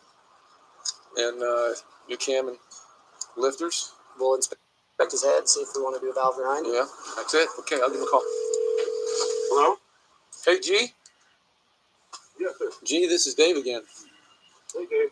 Hey, were you able to get that stuff from the dealer for what you paid the $800 for? No, I haven't. If they put wires on it, they must have used an old set. I don't think the wires were replaced at the dealer. I mean, they look old. Gee, I would tell you, there's no doubt in my mind, I would tell you that you better really get an itemized invoice from them because something's not right here. But let me go ahead and tell you what we found. We pulled the valve cover off at the passenger side. Yeah. And you've got an intake lifter on that number 2 cylinder, which is the passenger side front cylinder.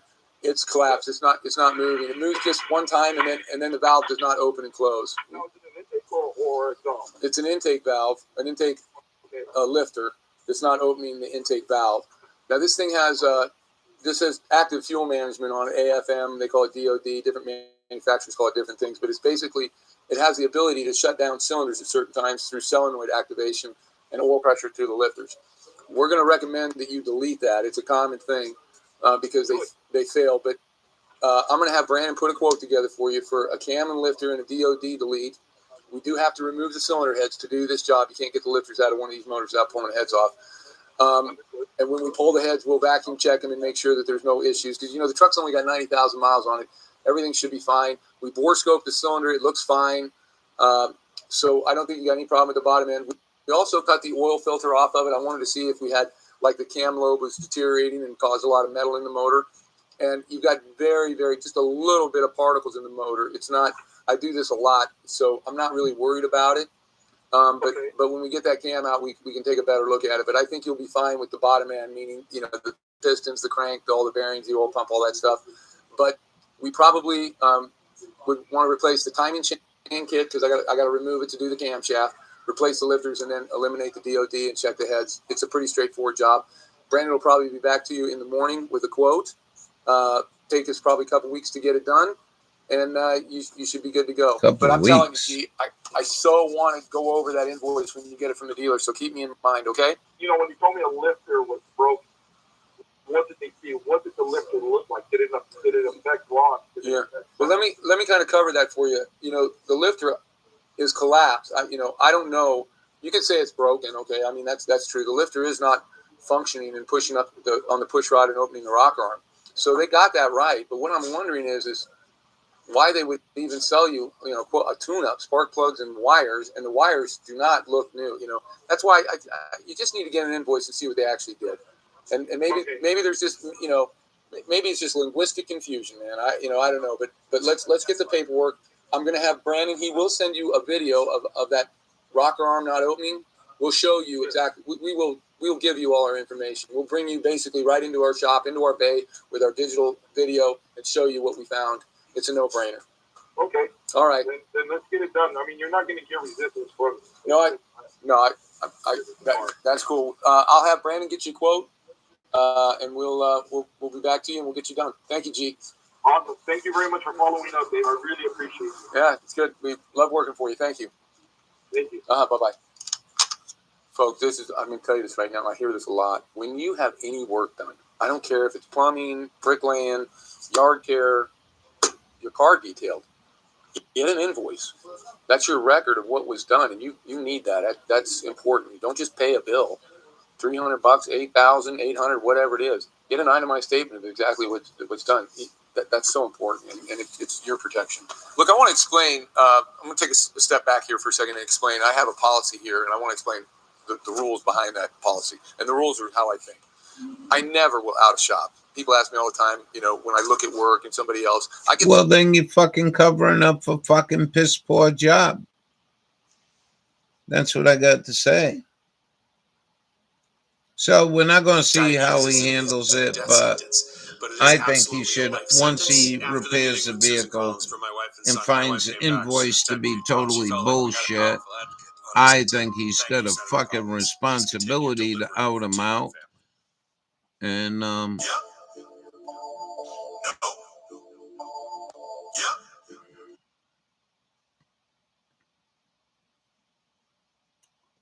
so, I mean, 163,000 views. Who am I to say anything about his channel when he's doing that well? And we got a one-on-one. And I'm not complaining about my one-on-one. Tim Dillon was pretty good.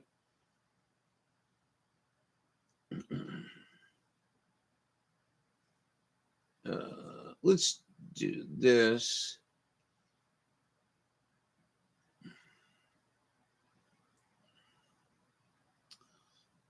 Let's do this.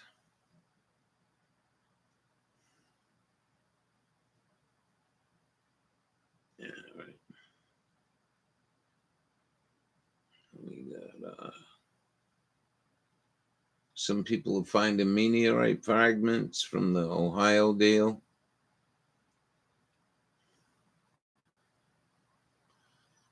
And we're not showing up.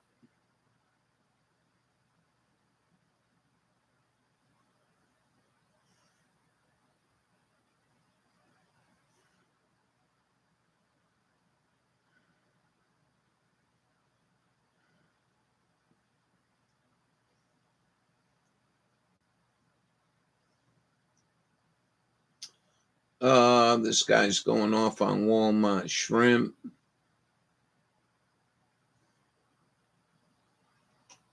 What time is it?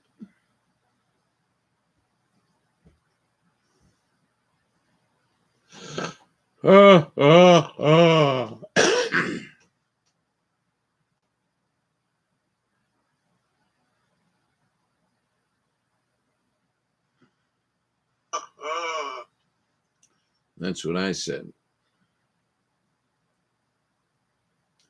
A subscription rate hasn't changed on Rapid. Let's do that. Let's do this. I really don't need a lot of clarity when I'm monitoring. Like, you'll see me come in the room, see there's two watching. So I always turn it down to 140p.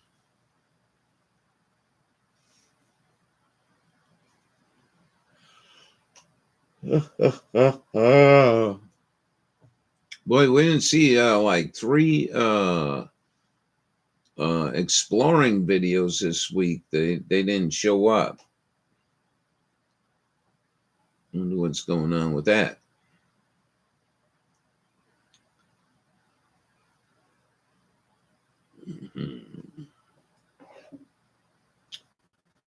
All right.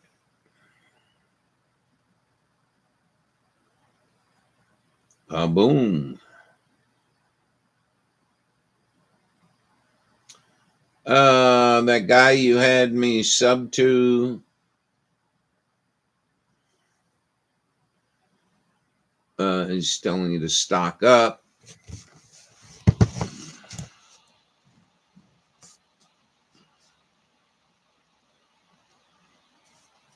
Hold on. Something about the Caribbean. Yeah, how you look at the C-17 traffic or the Reach traffic that I'll show you in a minute, you'll notice that they are absolutely stocking things up down here in this region. I'm not really sure why and what's going on there, but it is exponentially higher than what we've seen in the past. You're also starting to see a little bit of an expansion out here into the Caribbean, which if you look at the USVI, you look at the C-17 traffic or the Reach traffic that I'll show you in a minute, you'll notice that they are absolutely stocking things up down here in this region. I'm not really sure why and what's going on there, but it is exponentially higher than what we've seen in the past. You're also starting to see a little bit of an expansion out here into the Caribbean, which if you look at the USVI, you look at the C-17 traffic or the Reach traffic that I'll show you in a minute, you'll notice that they are absolutely stocking things up down here in this region. I'm not really sure why and what's going on there, but it is exponentially higher than what we've seen in the past. You're also starting to see a little bit of an expansion out here into the Caribbean, which if you look at the USVI, you look at the C-17 traffic or the Reach traffic that I'll show you in a minute, you'll notice that they are absolutely stocking things. Man, that's crazy, I think. You're spending how many billions of dollars on this bullshit when you could be helping Americans out?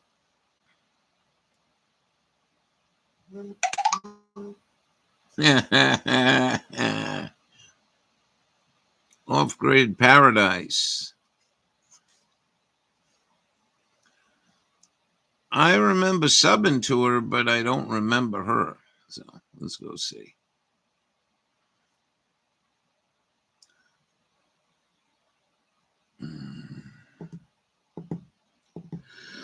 Oh, oh, oh, oh, oh.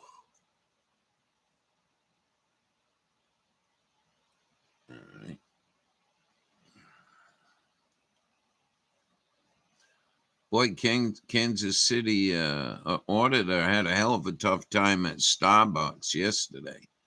Holy shit, did this woman give him shit.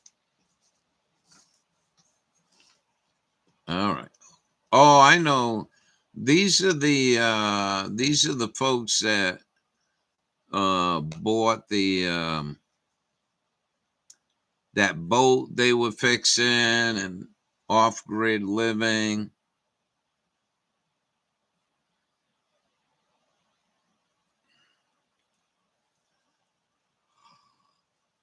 And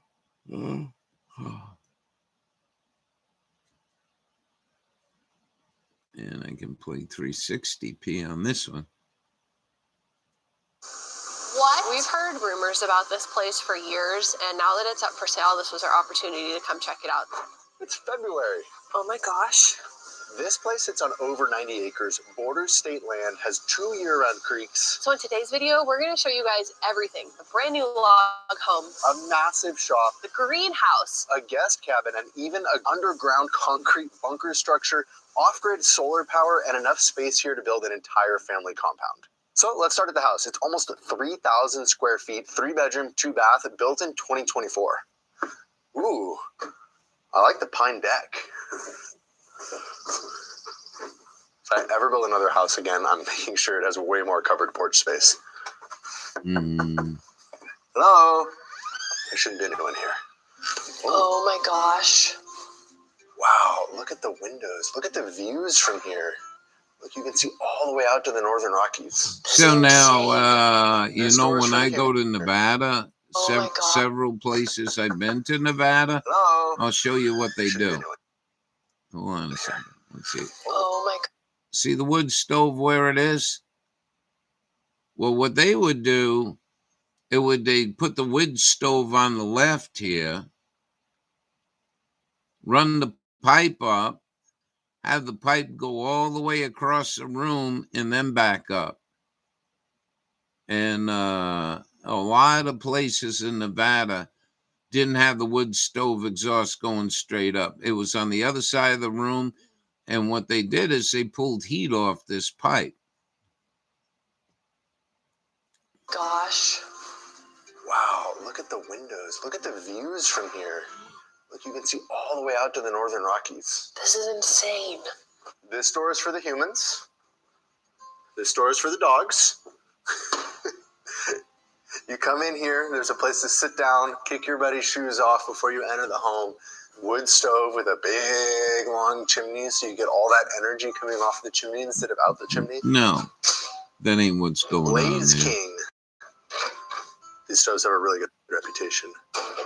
And we've learned that the glass door is a must because it's just so cozy when there's a fire burning. I can smell the morning bacon. Not only 3,000 cozy, but this guy isn't really hip on this shit, I guess. But it sends off radiant heat into the room.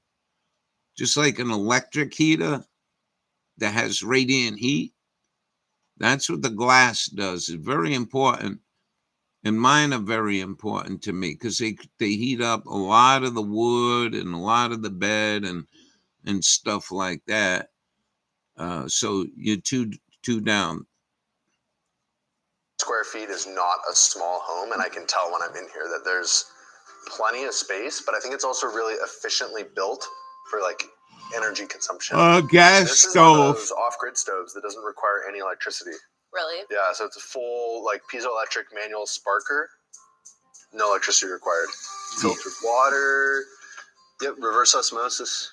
Oh, And when you live that's somewhere like nice. this, I think like this window over the sink The, is so important, and it's got this kind of southwestern facing. The wood stove. You know, like I said, we're going to see. Let me go see real quick because I haven't looked that one up. Price of propane today in Maine.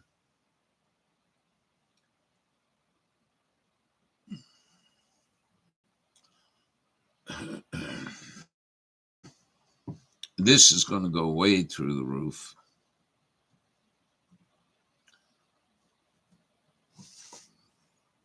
Mm-hmm.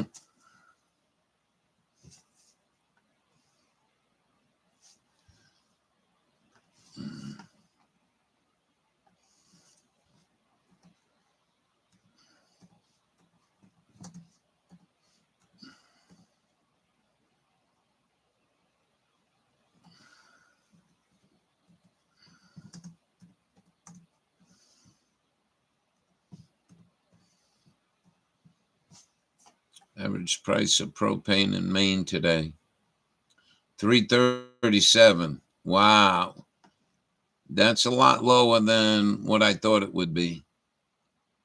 But I don't think it's going to stay there long.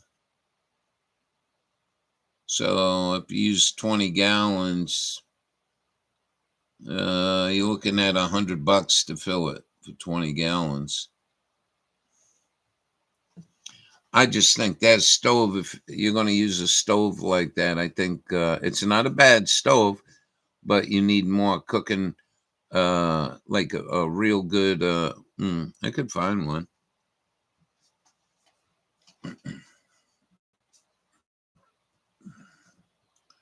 And I knew somebody who had one.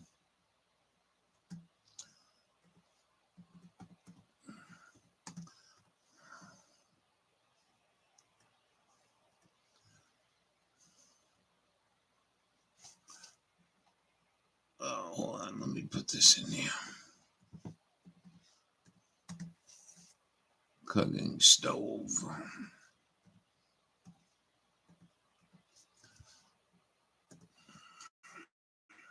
Here you go.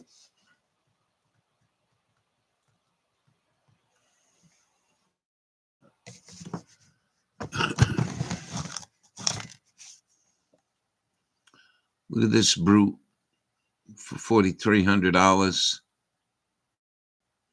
But these people don't have no problem with money. And let's take a good look at it. Yeah. Wood and coal. So it's a dual fuel. There you go. There you go, matey. You got it made. Coal or wood. Unfortunately, I can't get the picture to show up. Let's see, click on it. So these are the two rising boxes for making bread. You get two rising boxes. You get a nice firebox. And here's the, oh man, get the fuck out of the way. What a shitty picture. Whoever set this up. But there's your oven. Good size oven. I mean, probably can't get a 25-pound turkey in there, but you could cook your bread in there. Cook your pizza. This is the only picture they got. They're not going to show the top. Boy, this really sucks. This fucking website, whoever designed it. I don't think it can.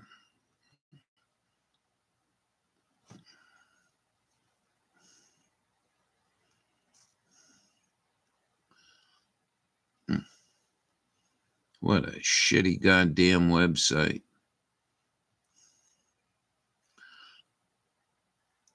All right. Well,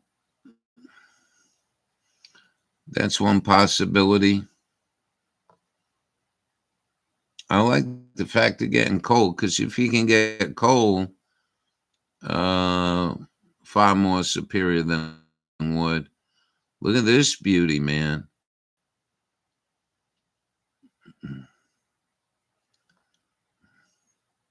That's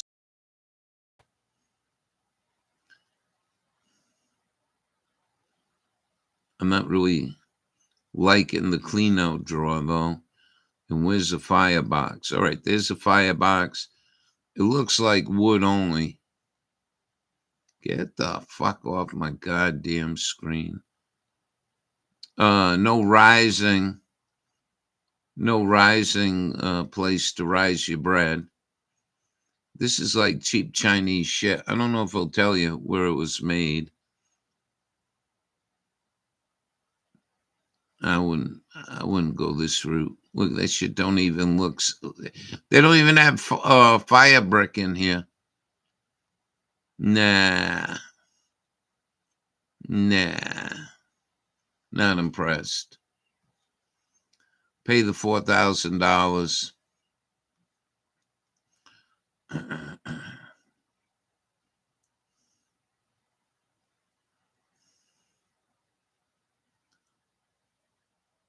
No rising on that one either. Enamel. No riser on that one. I don't know. Here you go. $9,700.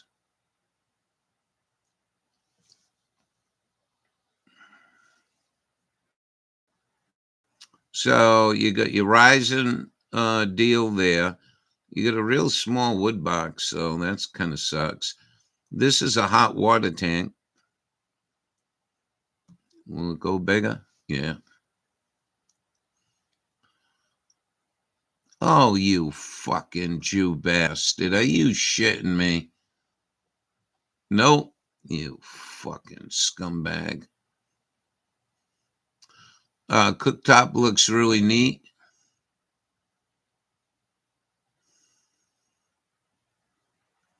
This is, you put a water tank in here.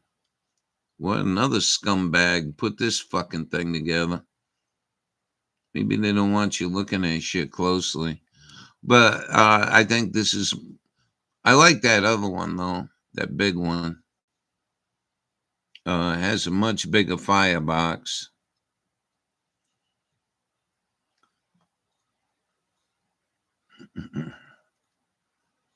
You want a good sized firebox, especially when winter comes. It'll throw off some heat. No, I like that one.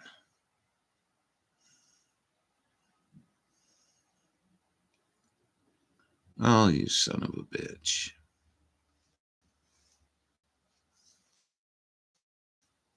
What did I do?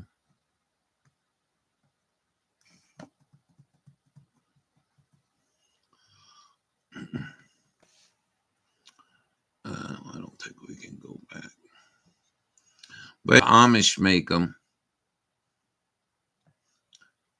But seeing how much money these people have, I think this is the way to go. It's really sad they don't let you look at the fucking stove in a nice big picture. Who came up with that? But I don't even see a clean out handle, a shaker handle. But the propane stove, I guess if you got money,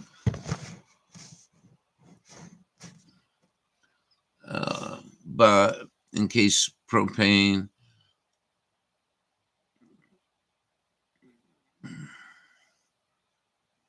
nice, sounds delish.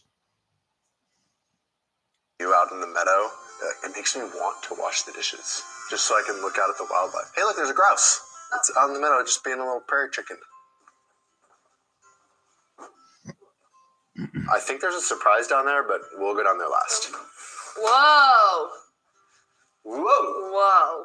Like an air traffic control director bringing you to the back. Do I go like this, right? Yeah.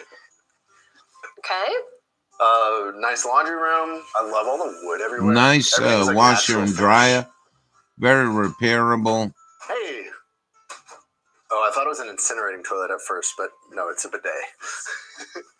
Nice double sink, a big comfy shower. Everything looks really easy to clean in here. Oh, and it's like a Jack and Jill kind of thing into it's probably the guest bedroom. This way is south facing, so you get all that nice warm sun coming in this time of year. Ooh. Okay. Primary bedroom with a slider off to the porch. Nice big closet. Another shower. What's up, buddy? I like all the trim work. Yeah. Let's go upstairs first. There's an upstairs? I didn't know That's that. what my house is made of, the ceiling. Welcome to and they didn't seal mine. Yeah, a lot of lofts ends up so low you can So barely stand. it gets but really I fit dusty. under the roof beams, which is pretty nice. So this is actually usable space, not just like kids' playroom space. Looks like they have this set up like a little office. I would probably spend most of my time looking that way. Second guest room or a bonus room, maybe a gym. What is in there? That's where Harry Potter lives. You're aging yourself. Oh my gosh. I think that's where you store the Christmas decorations. We can see the insulation.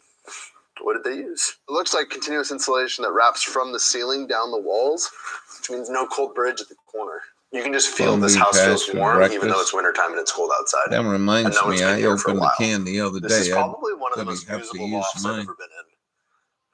Okay, is it time? I got a couple more cans of that chicken. My daughter's in And I'm ballet. going that route because You don't know what set means. This will keep her hair those and this will keep it. those I think it's time. microwave meals. Ready? I'm not impressed with them. Watch your step. No railings. Gotta have railings for us old people. No way. There's a sauna. Oh, I thought you were talking about the in-floor heating, and I just figured out why I was so cozy feeling. No, I'm talking about the sauna, Riley. Oh, do you smell that? the cedar. I have been wanting a sauna for so long. In winter, you just come down here. Oh my gosh. This could be your gym. This could be your kid's playroom. This could be a whole nother like guest suite. Canned. It is so warm down. What does this do?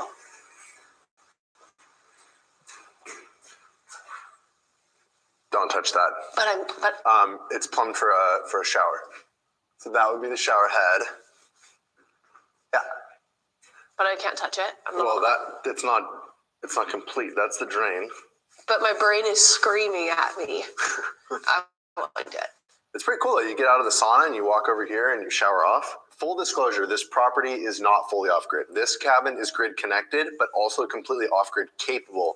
So in the event you needed to be off-grid, it's all set up. It's all ready to go for power, heating, water, all of that.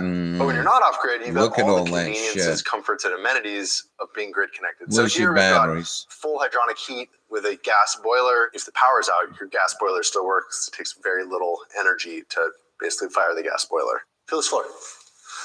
Oh my gosh. Yeah. It's hot. It's warm. These pipes here are run through the concrete in this entire place. And it gives that constant warm feeling because all of this concrete is warm. Yeah. And then it rises through the entire home. And that's why everything just feels so warm and cozy. Even though it's just like a framed wood subfloor. Yep. There's no insulation in any of this, which just lets that heat just put a big rise up through. Drive-in. That's pretty cool. And then we've got a water softener to reduce the hardness in the water. So you can bring your little forklift in with a pallet of coal.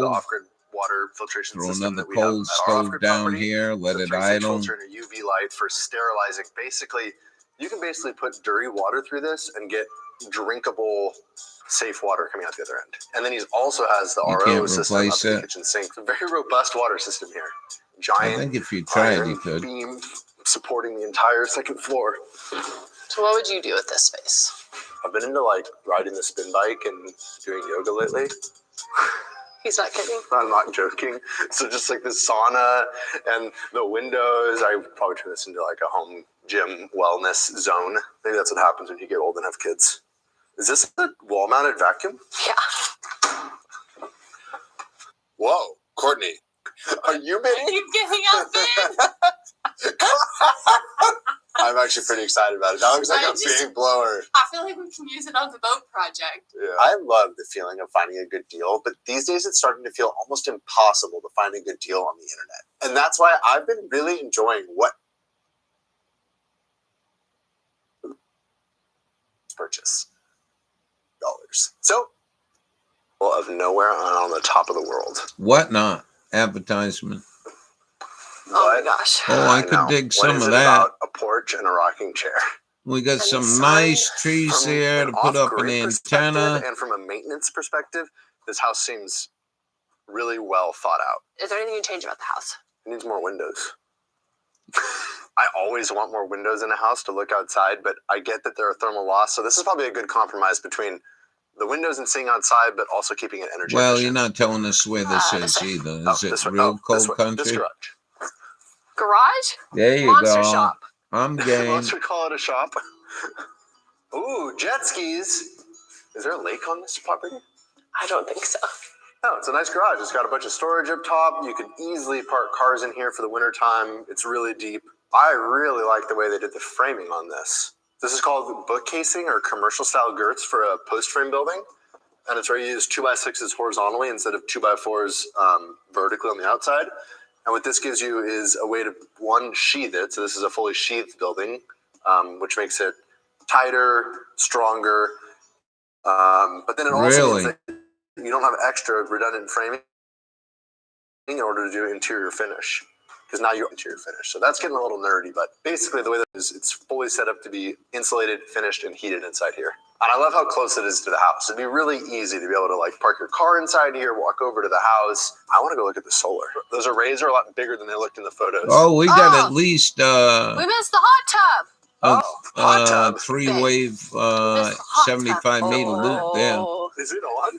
Is there a camera? Oh yeah, they would know if I went in the hot tub. Dang it. We better keep moving. Dang it.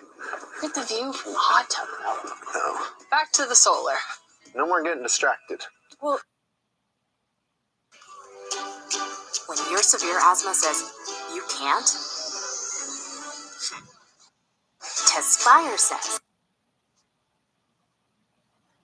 Well, this meadow is insane. Is this? Yeah. Oh, an underground propane tank. No way. Yeah. Yep. That's a big regulator. I bet that's a really big tank. So why would you bury it? So propane relies on vapor pressure. So it's a liquid in the tank, and then there's a gas on the top, and you suck the gas off for your propane use. So if it gets really, really cold in the wintertime, you can actually have a situation where your propane will not freeze gasify. up. That happened up at McDonald's. Vapor off of it. By putting it underground, it means that even in the coldest cold temperatures, your propane still works. And you don't have the eyesore of a propane tank around. You just have this nice little green cover. It feels like all the infrastructure here was thought out by somebody who'd done this before and done their research and did a great job at it. There's Riley. Oh my gosh. Those are huge. These are big solar panels. So these are bifacial panels, just like the panels that we have at our place. And what's awesome about bifacial panels is they pick up light off both the front side and the back side. Huh. And that means in the wintertime around here, when you get snow on the top of the solar panel, they'll pick up light off the backside. It'll warm up the solar panel, and all the snow will melt off. You don't have to clear them. And I think those are like 450 watt panels. About that. I think this property is capable of being fully off grid while still powering all of the infrastructure here. There's a lot here. This is one of the coolest solar arrays I've ever seen. I think what would have been real cool is if you could have a handle. Is that a moose turd? That is the biggest poop. That's bear poop. No. Yeah, it is. I don't know. It's huge. And turn it That throughout has to the year. You could turn it. I'm not a poop expert, though. I just found the Put well. a pin We have in to it. look at the well logs for the area, but this is definitely a real drilled deep well, not a hand dug shallow well like we have. And underground storage tanks. I think these are concrete tanks. Yep. Concrete tanks. 2 concrete tanks then. I'm going to guess these are 2,500 gallons a piece. So I'm going to guess 5,000 gallons of storage. That's a lot of water storage. Underground storage is great for a number of reasons. One, you have water right here. And if you had to, in the event that everything else goes wrong, you could always just drop a bucket down and pull some water out. The second one is that a deep well pump can require quite a bit of electricity to draw water out. I just was going to say that. But once you get into these storage tanks, it doesn't take that much power. So let's say in an off-grid scenario, the power goes out, you're going to be without power for an extended amount of time. You could run off your cisterns for a while without it requiring a whole lot of electricity. 2,500 I want to know the story of the gallons. lost Shit, dump truck tailgate. Somewhere around there's a dump truck driving around without a tailgate. Dude, I'd clear to cut that whole fucking 40 by place 60, back so 100 twice yards. the size of our barn door shop. Our eaves are at 18 feet. I bet these eaves are at 20. Just makes a lot of Lots of sense in power case outlets. forest fires come in.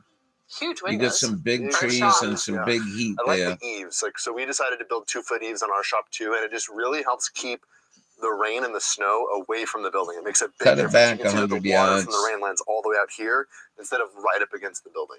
More jet skis. Does it come with the water truck? That's the question we should be asking.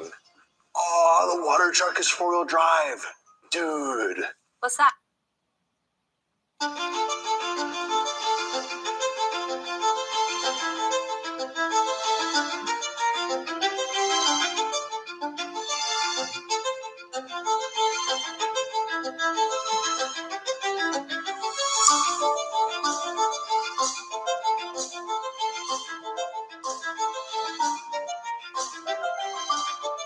Very cool, ain't it? 3D printer. Wow. I don't know what's going on, Leslie. What's that? That's what I was looking at. It's a One-on-one Winco generator. again. So these use like a Hyundai automotive engine. So this engine is meant to run for 200,000 miles in a car. In a generator where it's just running at a constant RPM, they've had massive reliability out of these engines. So that's pretty cool. This can run forever, set up to run on propane.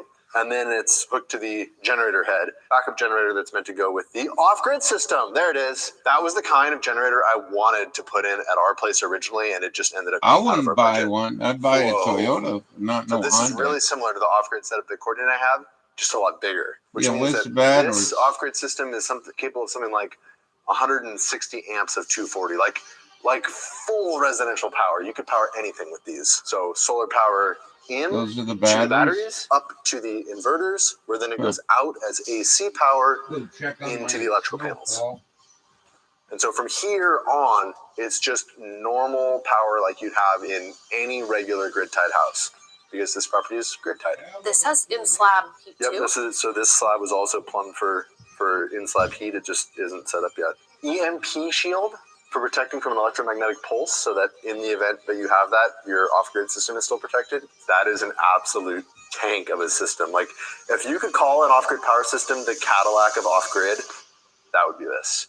Hardwired cameras everywhere. There's cameras everywhere. Dude, this place is hooked up. Yeah, we're being watched. Best behavior, Courtney. So I shouldn't go skinny dip in the hot tub? Whoa. This is bigger than our house. Yeah. Our house is this big. F12. Boom, boom, boom. Yep, this is our house. I don't know what you do with this space other than you heckle whoever's working in the shop. Hey, you. Get off your phone and get back to work. The railing is even like craftsman. I know. I like this. The cattle panel. We should remember that. A cheap way to have like a really nice solid railing. Did you see the secret door? Yeah, it's killing me. I need to know what's up there. After you. No. Basically, there's a big attic up here, and because of the way the trusses were done, there's a lot of space between the trusses. There's no insulation in the ceiling up here at all. There's enough room to store like an entire city's worth of Christmas decorations up there. Cool. That's the shop. I would live here. But who's going to live in the other house that we haven't even seen yet? Should we go check out the other house? Let's go check out the other house. I think we have to drive to the next part of the property. 95 acres or 92 acres. I'm not sure how far it's going to be to the guest cabin. 90 acres? 90 acres is a lot of land. A lot of acres. I don't know where we're going. Oh, it's second meter and a second well. What?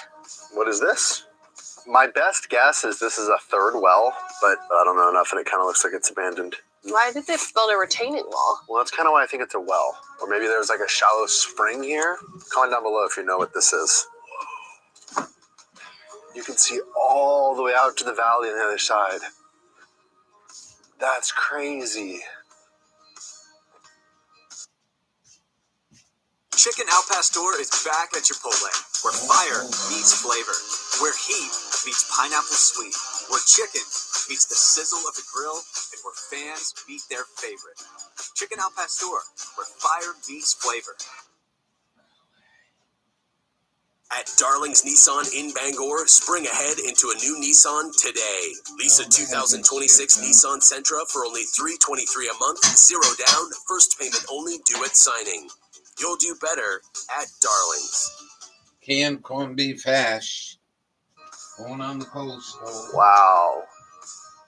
Those mountains way over there are Canada. I built my house right here. Came with an airplane right here. All right, now we're headed up to the guest cabin. Oh, wow. What is that thing? It's like an old ham radio setup. Is it an EV charger? Yeah. What? There's a Tesla charger here. Look. Whoop. I don't know where we're going. A second meter and a second well. Yeah, I've already seen this. What is this? It's abandoned. Here. That's a Comment down below if fuel you know what tank. this is. That's a fuel You can see tank. all the way out to the valley on the other side. Oh, yeah. That's crazy. Wow. Those mountains way over there are Canada. No I built shit. my house right here. Came with an airplane right here. All right, now we're headed up to the guest cabin. Oh, wow. What is that thing? It's like an old ham radio. Old ham radio. He's got a stick here. That might be CB. I'm not quite sure what this is. This almost looks like 2 meter. And I'm not sure what this is. But pine beetle. But we could still use it. Wire. Lots of wire. We'll put a mile of wire out. Have a good signal. Talk to my friends back east. Oh, set up. Is it an EV charger? Yeah. What? There's a Tesla charger here. Look. Whoa. What is it? That's the bunker. We gotta check. Oh my gosh, we gotta check out the cabin first. I can't look at that yet. This What is is why going on people over lose there? shit. Look how close all them I'm trees so are. excited about that, but we need to look at this first. Call a tree company, have them come pull everything the fuck out for 100 yards. There's a bathtub. I would totally take a bath outside here. You can just be naked here all the time. Locked. Oh, that sounds good. Yeah, maybe there might be another door on the other side, though. This cabin is on a real concrete foundation, full perimeter wall. There goes the plow. Wow, this is really nice. Super nice. I was not expecting this. Wait, it's so warm in here? Off-grid, stove, oven. No electricity required to operate this. This might be a propane fridge. I don't think so. It just looks cool. This is a full-blown log cabin on a real foundation. It's really nice. Same RO Midolife filter system here. I thought this place was gonna be all shut down. Yeah, normally when people leave for the winter around here, it's like everything gets shut down, the water systems get drained, everything's turned off and winterized. But this place is just ready to go. Wow, the next time someone wants to visit, that is a really big water heater. Guess what I just found? What? Yep. No. Oh, he's got the hornies. Stop it. I knew you were going to do that and you still scared me. Oh, yeah. It's basically just crawl space access. It looks really well built. This has a 4-stage water filtration system. Really? Yeah, another big, robust water filter in here. Maybe they lived here while they were building that place. I'm not really sure what the story is. We could live here. I would live here. It is time. Dun, dun, dun, dun. It is time. To ignore the bunker and go look at the greenhouse. The rustling leaves had me just a little on edge just now. Yeah, them trees gotta be pushed way the fuck back, man. There's definitely no one around. This is how people lose their property. Is that an ICF? Yeah, it's an ICF foundation. That's cool. So insulated concrete forms. These are basically styrofoam Legos, and then you pour concrete in them to make them strong. So they're insulated. They make a concrete foundation, and I want to try this sometime because it looks like it's really fast to sort of click it all together. What? It's February. Oh my. Taxes was chasing updates.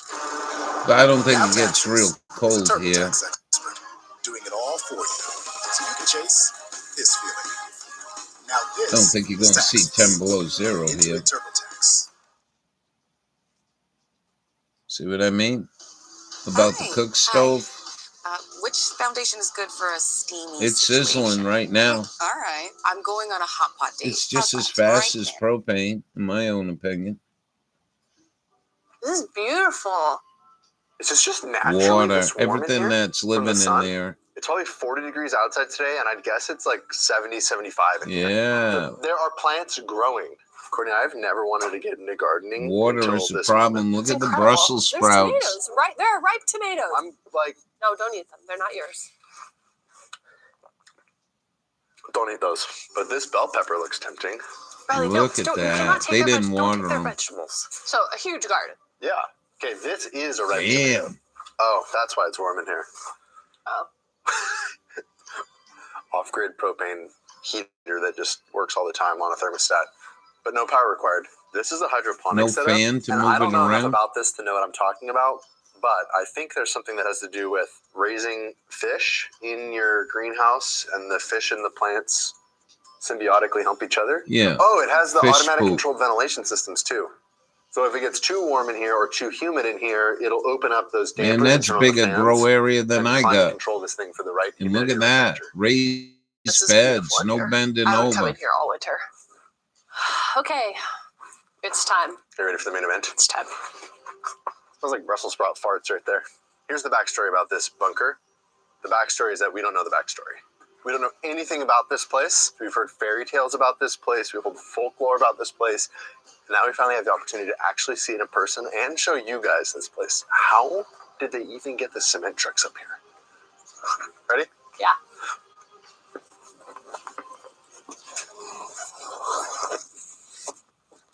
And from here, it just looks basically like a basement foundation, right? Like slab on grade. Yeah, this would be an absolutely huge house. Tim, Jack, Jerry, 1982, 1983. Whoa, this is Oh, no. Wow. August 2nd, 1983 is when this concrete right here was poured. that's old. That's old. I thought it was old. Tim and Jack, when you see this video, let us know.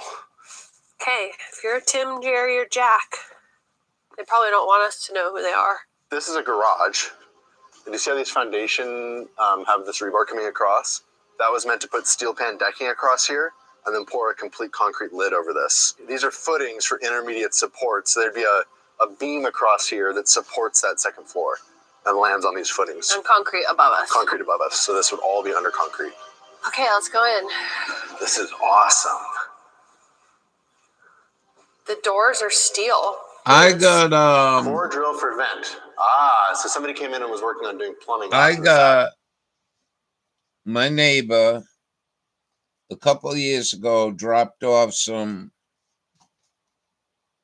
I forgot what it was, but one of the bags, she told me that there were, I think they are tulip bulbs. So I knocked some of the dirt out, and sure as shit, the tulip bulbs were there. I didn't do nothing to them. And long about December, January, they started coming up. And I can't plant them here because the ground is still frozen. So I give them a splash of water every now and then and hope they do good. They get to the point where I can plant them. But they're just basically laying in a corner and coming up. Are they going to produce flowers? Very little sunlight there. And I haven't been too good on watering them. We'll see. And that's why this is like I this. got to go give this a What stir. would these rooms be? I don't know, but that one's dripping. Wow, it's dark down there. I know. We should have brought flashlights. I didn't bring one. I might have one in my car. There you go. That's what? Why is there a hallway back here? This is wild. Creepy. I'm just thinking about how do you even form all of this? Can you see okay on the camera? Yeah. Really, this is creepy. But why is there a door right here? Why would you need to be locking this room? This isn't just a door. I know. This is a serious door. There's a lot of rooms under here. Like, we're just in a labyrinth. I think somebody came in after the fact and is working on trying to set up plumbing to turn these into So I think it's pretty cool. Bedrooms. Huh? When you heat in your house, you can There's cook vents, air ventilation. also. What? Whoa. This is way cooler than I expected and way bigger. What is this? Dude, are you ready for this? This is going to sound insane. Are you ready? Yeah.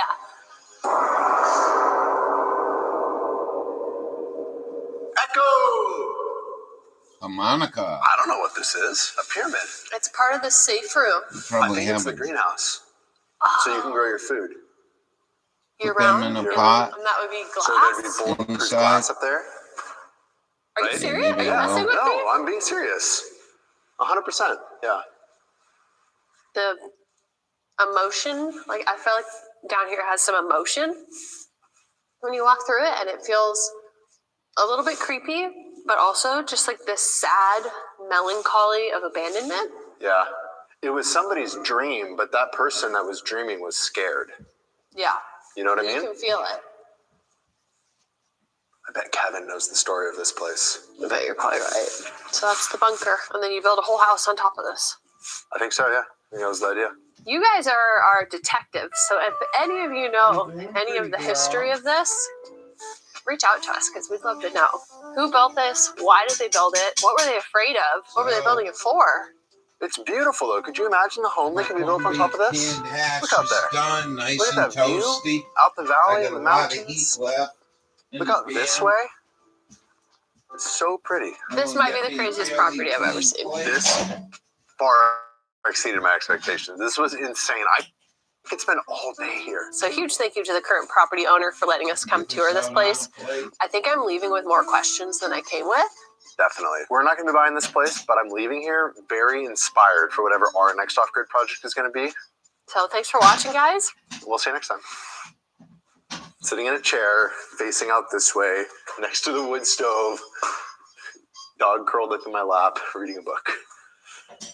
You don't read books or have a dog small enough to curl up in your. If I lived here, I would read books.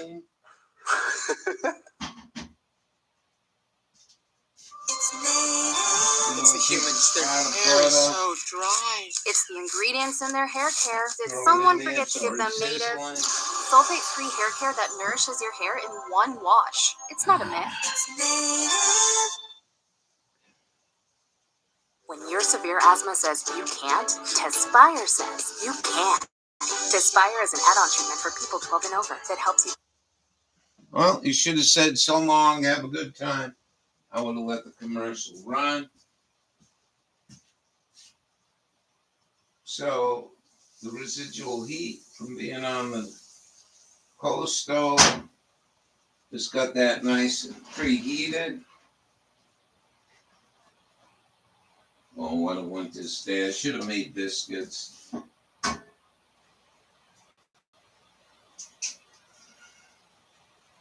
Should have made biscuits. Maybe tomorrow morning.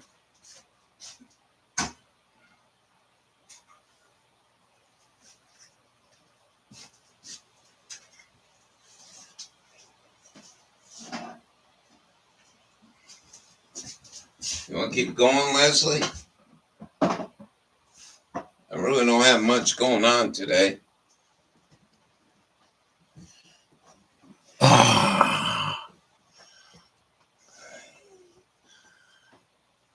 So cool. Yeah, I think it's cool. That's why I'm saying I'm not criticizing these wealthy people, but they still thinking domestically. Like, and I'm thinking of where I've been and what I've been doing. I cooked that cornbread on that stove the other day, and it came out beautiful. Do I see some boom boom? I didn't watch it yet, so we'll watch it together.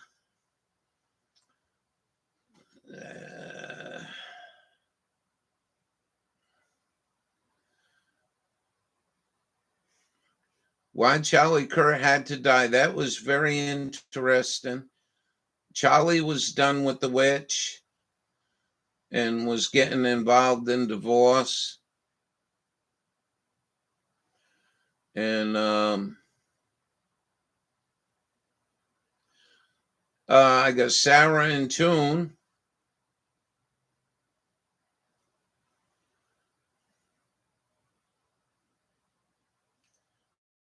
Recession incoming for 12 minutes.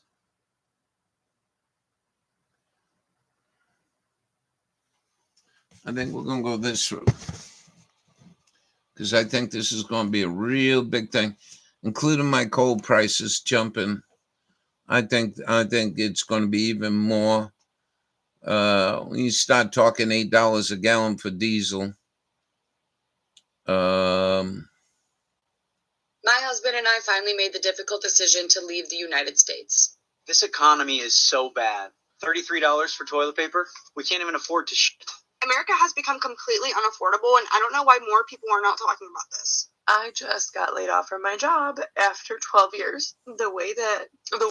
I feel so bad for these people, these young people, man. It is astounding, man. It is fucking astounding what you did to this country and promise these people you were going to bring jobs back, good high-paying jobs back, and you haven't done nothing but put a burden on these people.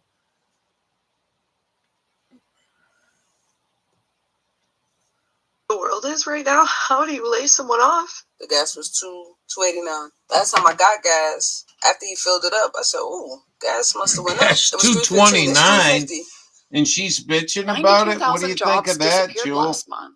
Good morning to you, girl. Started spending $891 million per day of taxpayer money to fund their conflict in Iran. You know the economy is already bad when the CEO of McDonald's is taking the world's smallest bite of a burger he's trying to promote on social media. Then the Wendy's president joined in, followed by the Burger King CEO. These are the highest paid people at these companies. I mean, 5 years ago, the social media specialists couldn't even get a glimpse of the CEO in a hallway, and now they've got them doing cameos every week. But there's a reason why. McDonald's CEO has been warning shareholders that traffic from low-income customers had fallen nearly double digits across the entire industry. I wonder why.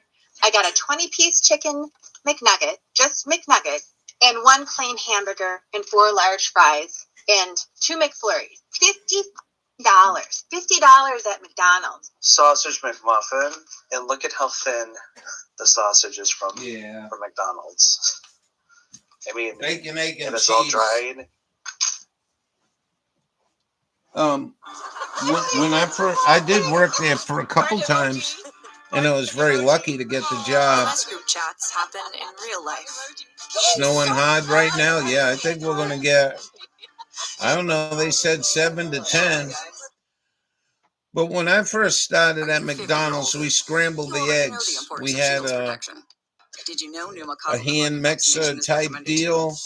You broke the eggs in and you scrambled. Then we went to getting quart McDonald's, size, just like every other company, has increased their prices by 40% since 2019. Sure, they can increase their prices, but our salaries haven't gone up 40%. And then there's groceries, up 34% since 2019. Here's what I bought. Shampoo, conditioner, a 6-pack of toilet paper, and a birthday card for my niece. 4 things. $72. This is why I can't shop at Publix anymore. 2 for $11 for shredded cheese. Are you kidding me? Do you think that $30 for this pack of hamburger meat is absolutely ridiculous? No. When did hamburger get it's so not expensive? hamburger. That's almost $7 a pound here at Walmart. People are struggling to afford basic necessities, and at the same time we see these astronomical prices, the jobs are disappearing. For all of 2025, the U.S. gained only 181,000 jobs total. That's just 15,000 new jobs per month for the entire country. In February, the same month. When was the last time we heard what jobs we're doing in this country? It's been over here. Burger King is my first real job. 14 years old. Holy shit. Really? The U.S. and Israel struck Iran. The U.S. reported 92,000 fewer jobs. Get your propane. The last time the labor market saw losses like this was in 2010, when the economy was still recovering from the global financial crisis. And the layoffs keep coming. Volkswagen announced 50,000 layoffs across their German factories. Atlassian cut 1,600 workers. Pinterest laid off 15% of their entire workforce. I just got laid off from Google today. Like, my entire team basically has been eliminated. Get ready with me to get laid off. Oh, wait. I am already laid off because they sent me an email at 4:49 a.m. Companies continue to lay off workers, with many claiming AI. Whether that's true or not, no new jobs are being AI created, is on the way. and as a result, many people have been unemployed for months. So it's no surprise that we're now seeing a record number of Americans pulling from their retirement funds. And every 3 months, the U.S. household debt hits a new record. It now stands at $18.8 trillion between Wow. the car payments, the mortgage, the student loans, and the credit card debt. And keep in I worked mind, there that's for just household maintenance. debt. The U.S. government also hit a new record, $39 trillion due to the conflict in Iran. The entire country is ran by debt. And if all of that wasn't enough to show just how bad 2025 was, then we also have the reports released in February. On February 20th, the Bureau of Economic Analysis released a report showing economic growth had drastically dropped, hitting the lowest levels since the pandemic. And on that very same day, they released another report showing prices had risen 3% in December alone. Wages were already stagnant, taxes already increasing with AI infiltrating everything, and now they've Are you started a going new sledding war on today? top of it all. 2 weeks ago. That's really hot. Need captions? Gamba and captions for you. What the fuck are you trying to sell me? Please get off my goddamn screen. 2 weeks ago, gas was $2, and today gas is $4. That's Did good. I gasoline learned go to college all and come kinds back of with a stuff. master's degree in pricing? Oh my God! Why did I just spend $73.62 on gas? I always pay like $50. I'm tired of this. I'm tired. I just got back into trucking and y'all done raised the fuel prices so high. Are y'all crazy? 100 and $5.78, young lady. $5.78. And they are suckering people go back into trucking. And the way to do that is go buy your own truck, and then you get on a list on this website, and you can go choose and bid on trips. And I figured it out yesterday at $5.78 a gallon at 5 miles per gallon. What it costs you to do 1,000 miles? It was astounding. $1,300. Are y'all crazy? $110. That's one way to get screwed while your man's away. We live in a global economy, so when one country struggles, all the countries it trades with also feels it. Iran has closed the Strait of Hormuz, placing naval mines to block imports and exports, and as a result, crude oil prices are skyrocketing. Every country, big or small, is feeling the impact. So, now, I don't know if you heard, but Trump listed sanctions of Russia, and Trump listed sanctions against Iran. Iran says, we don't give a shit. So any country that's friendly with us will not pass through the Straits of Hormuz. The countries that they're good with, they're charging a $2 or $3 million tax to run through the straits. So when you pull in the straits, you pay your tax, which is a toll. And then when you leave, you don't have to pay it again. But I've been watching a lot of the mechanics that are going on, and we are so fucked, man. They just blew up the world's largest natural gas facility, and urea comes out of there, which is fertilizer, and propane is probably going to skyrocket right now. Home heating oil, $4.96 a gallon for home heating oil. Most people associate crude oil with gasoline or petrol. And while refining crude oil does give us various fuels, what no one is talking about is the petrochemicals. Petrochemicals are the building blocks of plastics, and because corporations have used plastic as a cheap way to pad their profit margins, plastic is now in virtually everything. Clothing, furniture, food packaging, medical supplies, cosmetics, electronics. The largest port and trading hub in the Middle East is being disrupted by the ongoing conflict and the closure of the strait, meaning plastic, among countless other materials, is now affected. But it's not just plastics. There's also the liquefied natural gas. Qatar is the world's third largest natural gas exporter, a small country, but they produce 20% of the world's liquefied natural gas. They halted production shortly after this conflict started, but now their gas facilities have been damaged due to the conflict escalating. That liquefied natural gas is used to make nitrogen fertilizer, and 33% of the world's nitrogen fertilizer is also traded through the strait. Farmers depend on that fertilizer to grow food, so when that gets blocked, farmers now have to pay more to grow the same crops. The grocery stores pay more to stock shelves, and we ultimately pay more at checkout. A perfect example of this is Australian beef. Australia's food system, Australia's food supply chain, relies completely on chemical inputs. Things like oil and urea, which mostly come from overseas, is in peril right now because of the situation with the Middle East and what's happening with the war. Good job.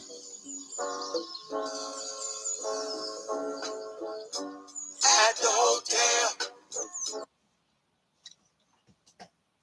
Australia is the world's second largest beef exporter behind Brazil, with its biggest markets being US, Japan, China, and South Korea. When farmers have to pay more to feed their cattle, the price of beef goes up. And something else people never think about, aluminum. GCC countries account for roughly 9% of global aluminum production. Their ports trade millions of tons of primary aluminum every year. With the Strait closed, we're seeing aluminum prices skyrocket. There are more than 3,700 cargo flights every single day carrying electronics, pharmaceuticals, and fresh produce. That's all now more expensive to operate. Drivers, this is why it's very important to have a fuel discount card. Look at how much it costs the company to fill up 210 gallons in Breezewood, Pennsylvania. You may not be able to feel it right now, but just know that very soon you will start to see the impact of these prices. We're up to $4.99 a gallon here in Washington at the cheap station. See, there you go. Jeez. Diesel powers trucks, trains, and farming equipment. The same trucks and trains hauling everything from building materials to food to car parts and coal. So yes, crude oil affects fuel prices. But there's a cascade effect. It affects almost every You get a link or you want to finish watching this. This isn't too long. Food supply along with it. And we already know what happens when global supply gets disrupted. Companies use it as an opportunity to increase their prices. That's exactly why everything has been so expensive since the pandemic. Companies increased their prices and they never brought them back down. As a result of this new crisis, shipping companies are already facing higher costs. They're going to pass those costs down to us. We've already been warned. Maersk, the world's second-largest shipping company, Just told make the sure BBC, you can cancel we have if you need traditional to. contracting mechanisms that pass on this fuel fluctuation. Ultimately, in this case, these increases will pass to our customers and will pass on to the consumer. I think you should invest in it too. And you know what? Their prices inside an app because it allows them to do. If it's going to cost you $3,000 to fly in a month from now, which it probably is, and I don't know the price, but say you pay $1,000 for them tickets and you turn around and decide the world is too fucked up, we don't want to go, and you put them on Facebook Marketplace for $2,000, saving people $1,000, you made yourself some quick money there. Just a thought.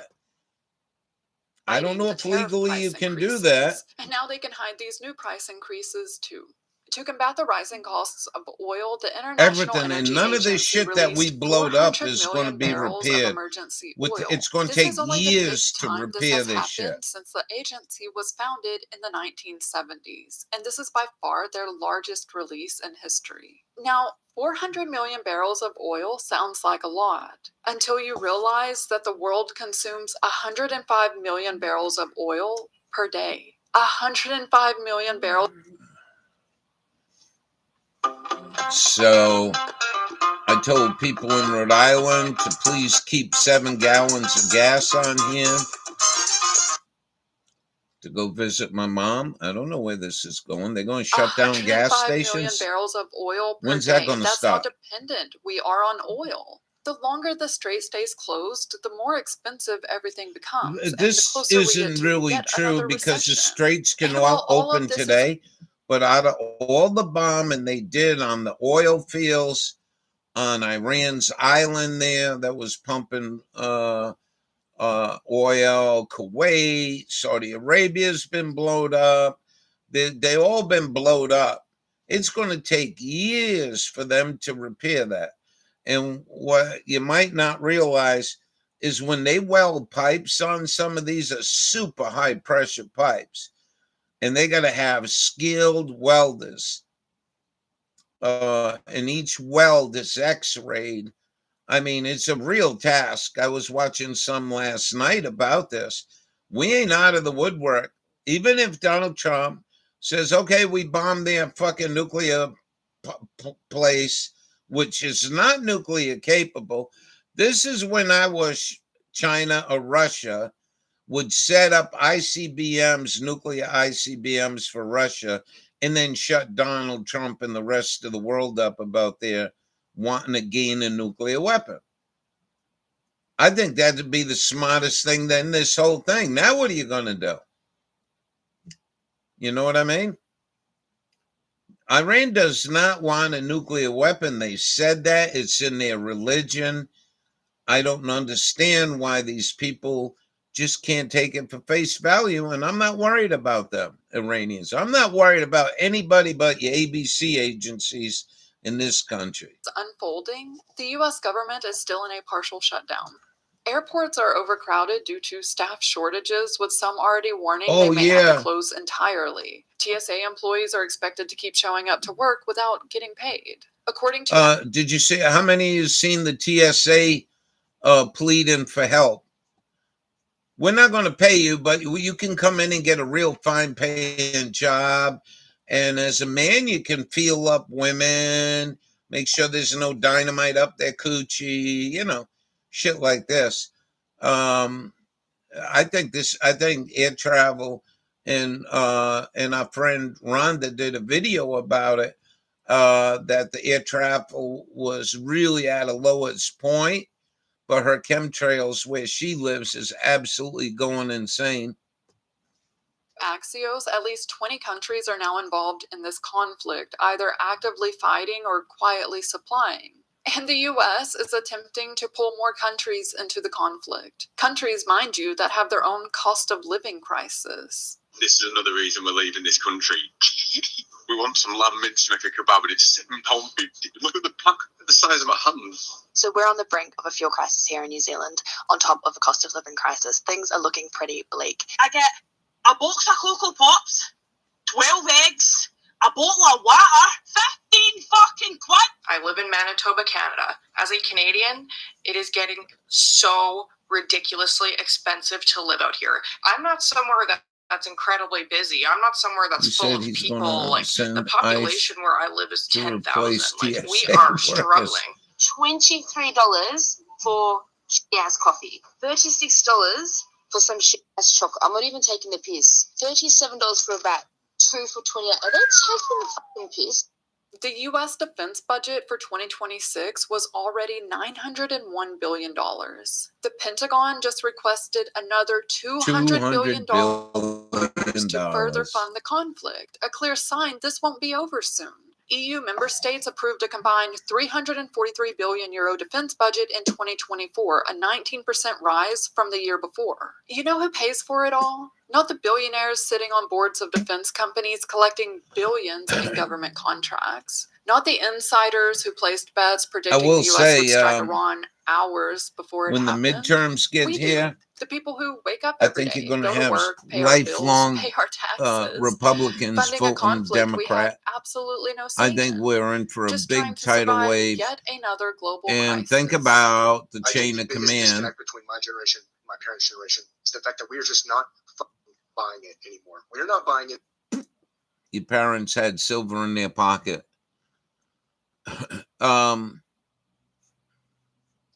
Yeah. I think we're in a phase right now where it'll be quite a few years before they can straighten this mess out. I think, anyway, if it is ever straightened out. But remember the way it works, though. If Trump drops dead of a heart attack, J.D. Vance takes over. If J.D. Vance gets knocked off and you put the Speaker of the House as a Democrat, he's next in line.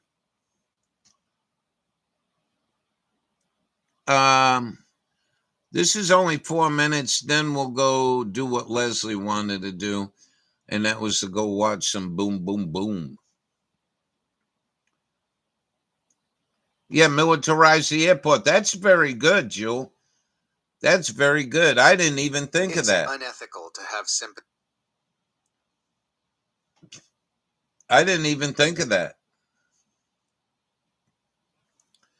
They're not going away. The TSA was supposed to be a part-time deal for a couple of years, and then we'll get rid of them.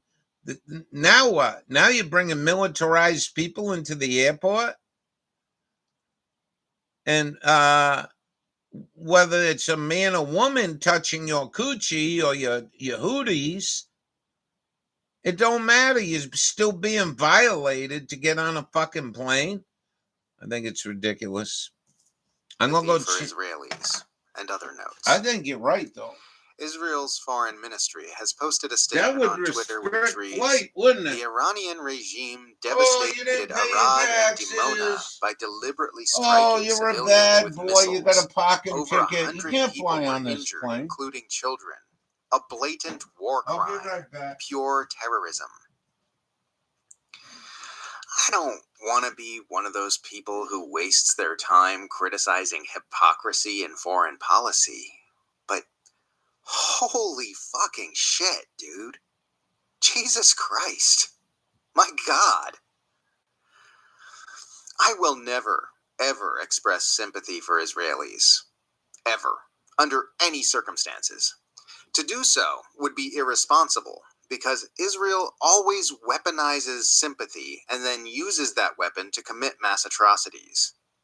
If the world gives Israel sympathy for civilians injured by an Iranian strike over the weekend in a war Israel started, by Friday they'll be using that sympathy to justify nuking Tehran.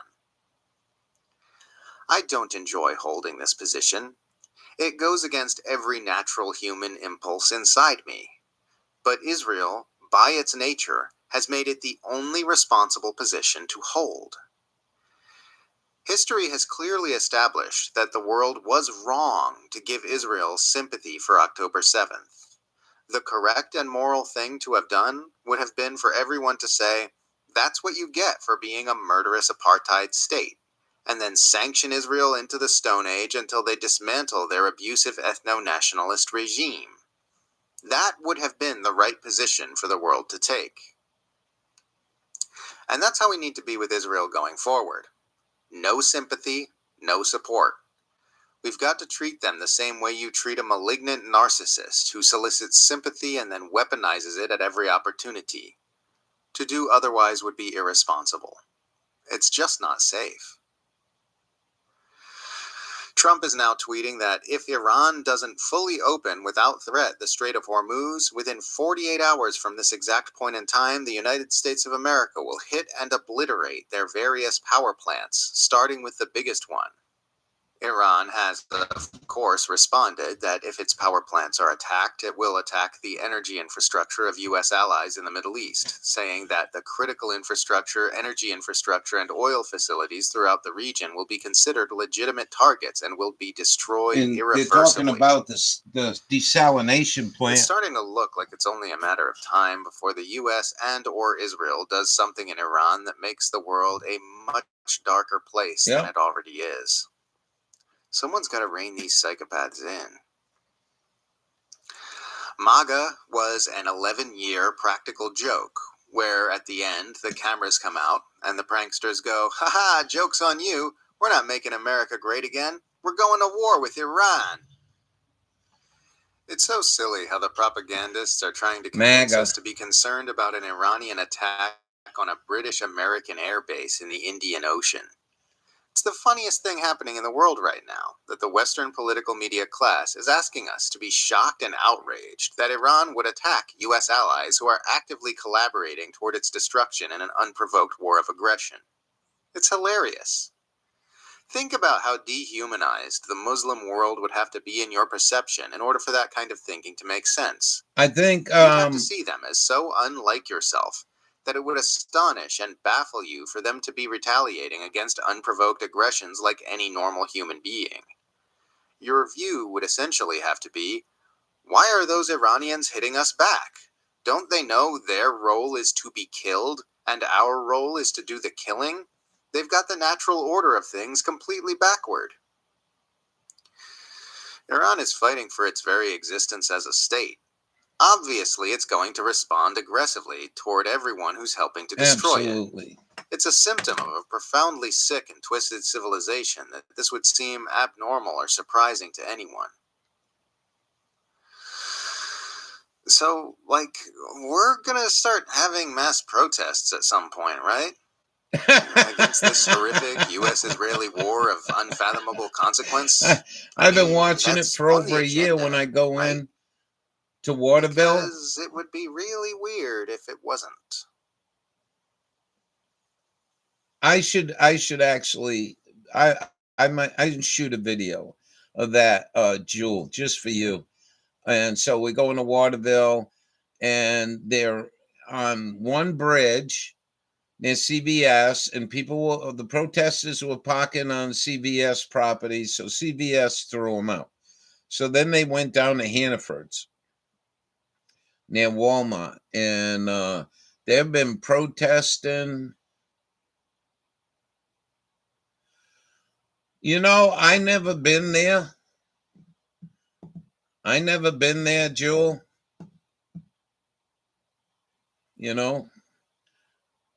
I know Wallace, we started talking about me getting an RV together and going down to look around in Mexico. So you can't find that Dabu video? I'll listen to him. I don't sub to him no more. I'll look it up. I don't remember. What's his name? Leslie Dabu. Dabus.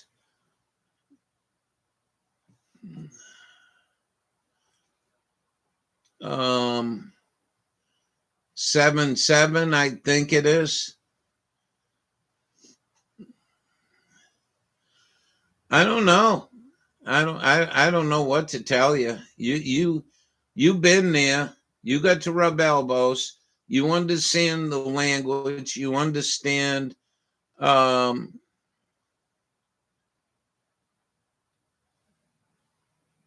you understand the way of life. All right, hold on. I got to get you loaded back up. Thank you. Yeah, I understand, Link. I don't know.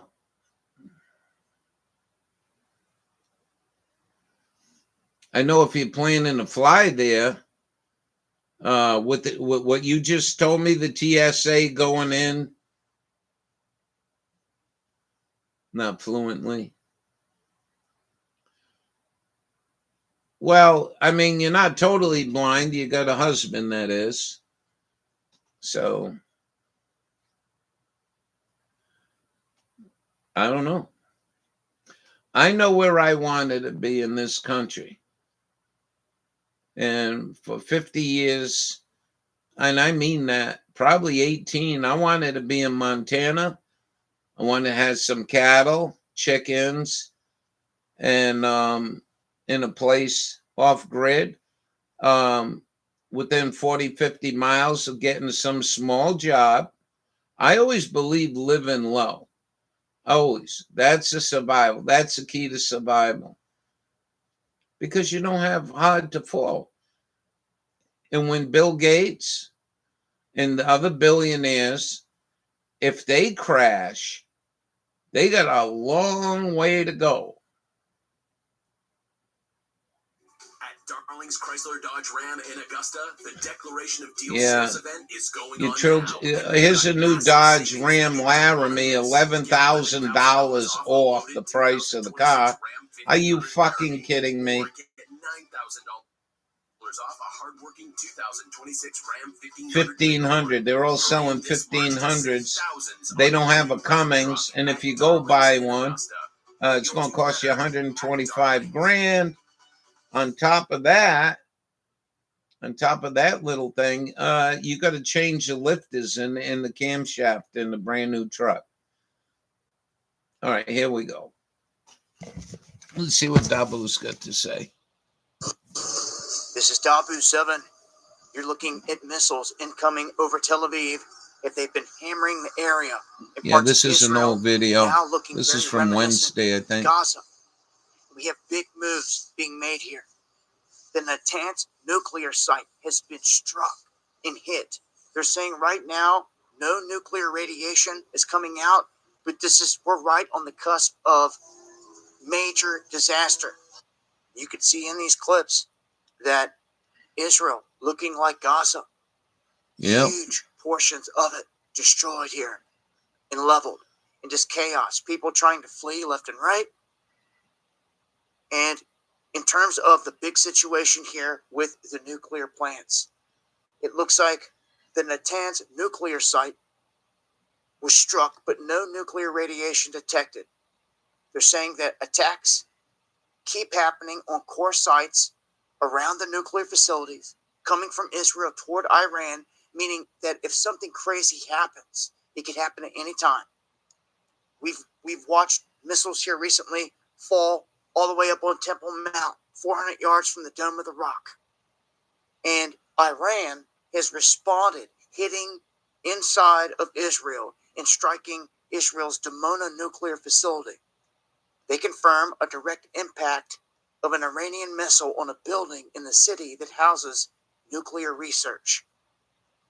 So this is big time in terms of an escalation. They're even saying out there sometimes you have to escalate. They haven't took out, Iran hasn't took out their water it's very fluid situation. But when you start desalination. The nuclear stuff, there's no turning as far back as from I this. understand. If there was nuclear radiation from one of the strikes, what would they do?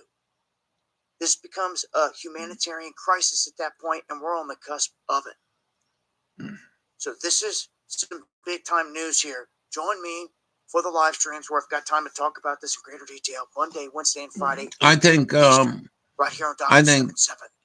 What I learned about Iran is a lot different than a lot of the people, especially on ham radio. Man, all they do is get their news from fucking Fox, Sean Hannity, and this shit and that shit. And it's like, you're not getting the real understanding of what the fuck is going on here, dude. You know, and you try to show these people some love and compassion, readjust yourself, go find what's really going on. And we, you know, the guy they killed has been for 7 years telling the world that it's against our religion for a nuclear bomb. And it makes sense to me. They have no interest. Like I said, I wish Russia fucking show up and or China and fucking obliterate this fucking shithole, because this has been nothing but a money pit for America. It's a religion. It's not a country.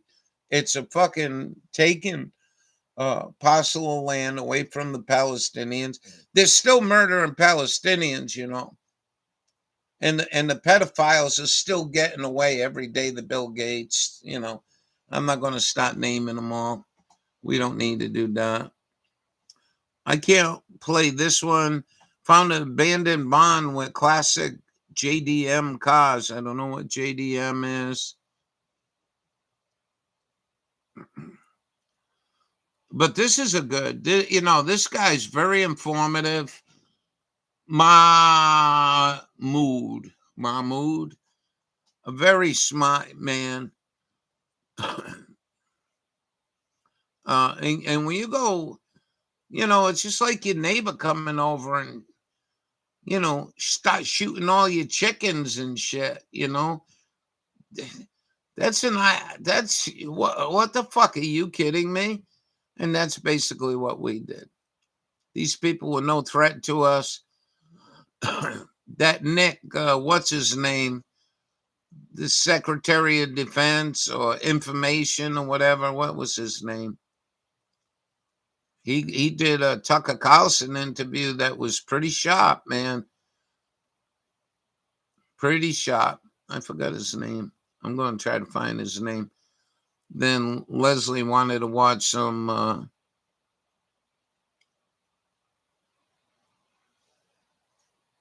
well, where's another Dabu? Let's play this, and then we'll go to Rhonda's new video if you haven't seen it. Excellent. I really like her dog a lot. Susan Collins, you are main small business superhero. Yeah, they want. You know, what do you want me to do? Call Susan Collins, say get out of this bullshit of aggression right away?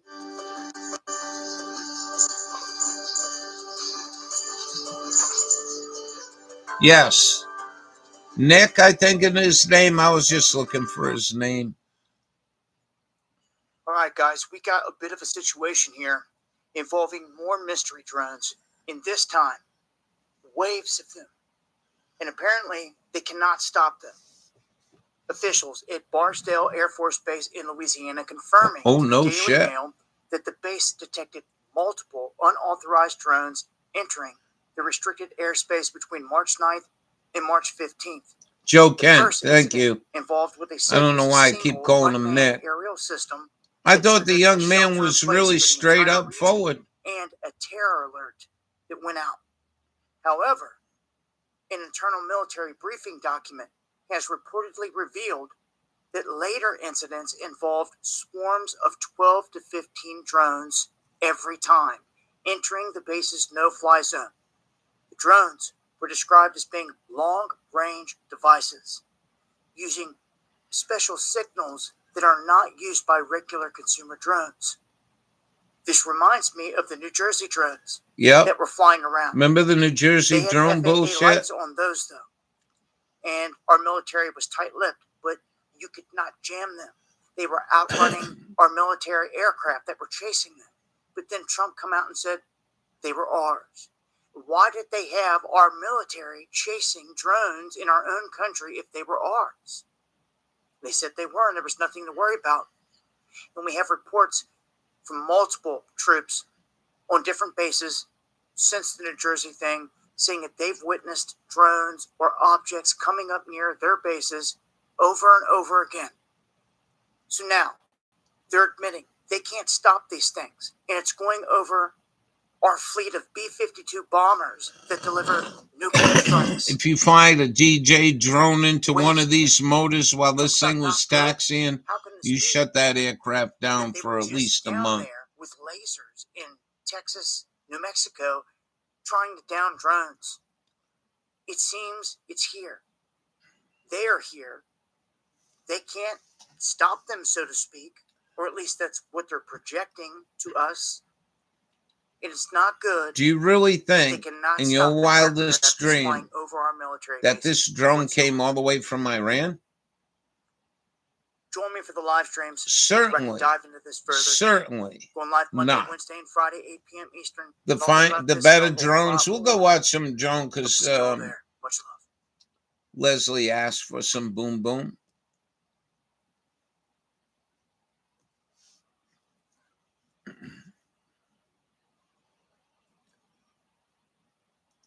So this Joe Kent said something that no,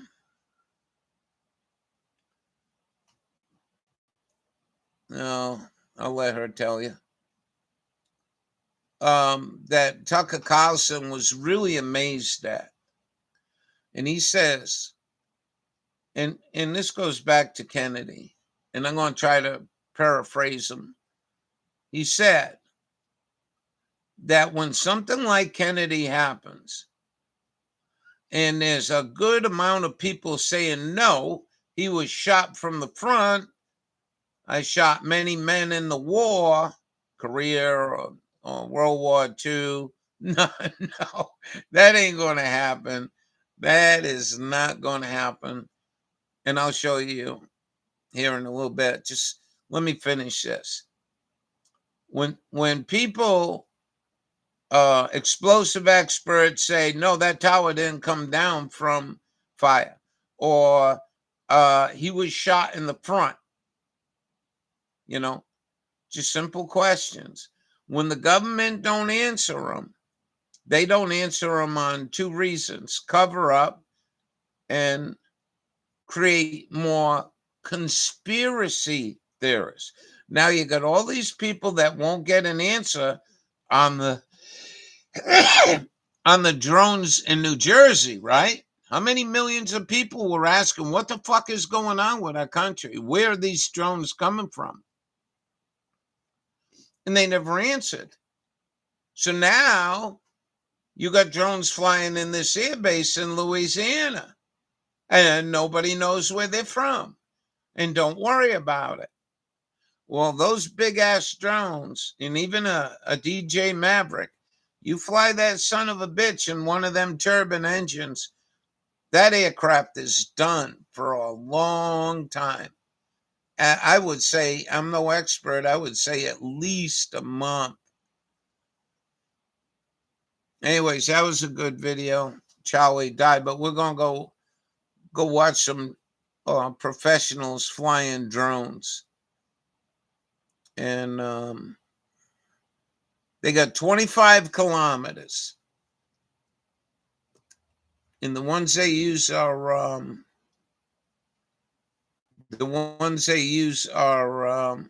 carrying a big payload. First of all, they're carrying an 81 millimeter mortar shell. That's number one. Number two, I hate this can, man. This is fucking terrible. Whoever designed this fucking thing is an asshole. Yeah, slowly getting used to them. Yeah, desensitize people. And you never get an answer. You know, I love WD-40. I use it a lot. But I bought one of these. It was like $12 for a fucking can of WD-40, which is absolutely insane. But anyway, it has this flip top thing. And you got, I think I got very little control out of it. I hate the fucking thing.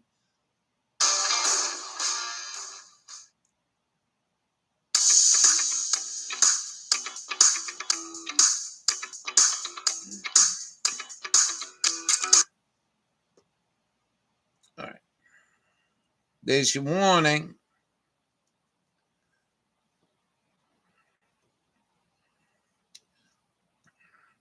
I hate it. It's really a wasteful fucking thing.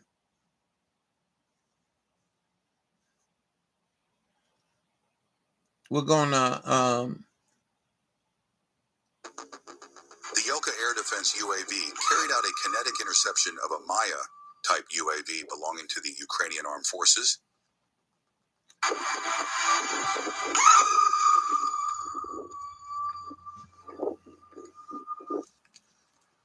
Boom! A PVD unit affiliated with the Ukrainian Border Guard Service was struck by Garin missiles near the village of Buzovo in the Kharkiv region. Footage from the kamikaze drone confirmed the attacks.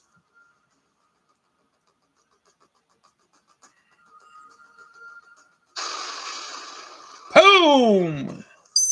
Footage of the precision airstrike on the dam of the Krasnoselka hydroelectric power plant in the Kharkiv region.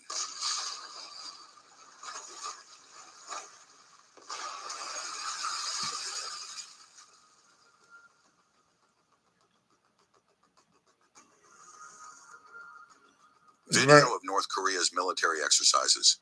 As reported, attack drones were deployed first, followed by a tank fist formation with infantry in the rear, similar to the offensives during the Great Patriotic War or the Korean War.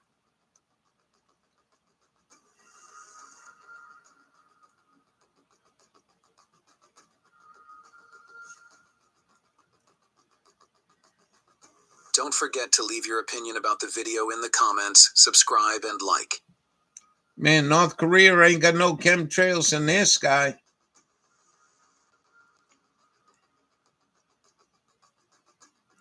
I don't know why. That's his daughter, by the way. I don't know the president of North Korea. Footage showing Russian Watch FPV this. drones carrying out attacks on enemy infantry at midnight and throughout the day. Boom! And I'm sure Iran hasn't even broken these things out. Short range, 10 miles, with bombs on them. Boom! They don't even shoot these fuckers anymore. They're blowing them up. What a hell of a mess for the cleanup crew. A Russian Ka-52 helicopter near Pokrovsk using FPV Them drones. see it coming. No. At night, they can't see them coming. They can see them during the day. Ooh! He crashed a helicopter. In the Akramovka area, Ukrainian drone operators from the 139th Motorized Rifle Brigade had established command centers from which they opened fire on Russian assault groups engaged in fierce fighting in the neighboring village of Volchanki Kutori. Reconnaissance units of the Northern Forces located the site, and UAV operators from the 71st Guards Motorized Rifle Brigade of the Northern Forces Group destroyed the Ukrainian Armed Forces UAV control station, along with the enemy's expensive equipment and personnel using precision strikes. In Myrapil, Sumi, the enemy had set up a drone control station in an old residential building. Soldiers from the Sever Special Forces destroyed the enemy control station. Let me explain something to you. Well, let's watch this first. Boom! What we're seeing here is a very high altitude drone. These guys can't even hear it. And they got really good cameras on them, and they're looking for any movement of Ukrainians.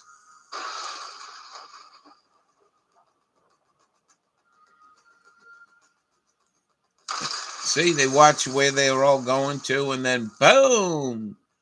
A Baba Yaga class UAV belonging to the Ukrainian Armed Forces crashed after coming into contact with a kamikaze drone operated by an FPV pilot from the Sever Group.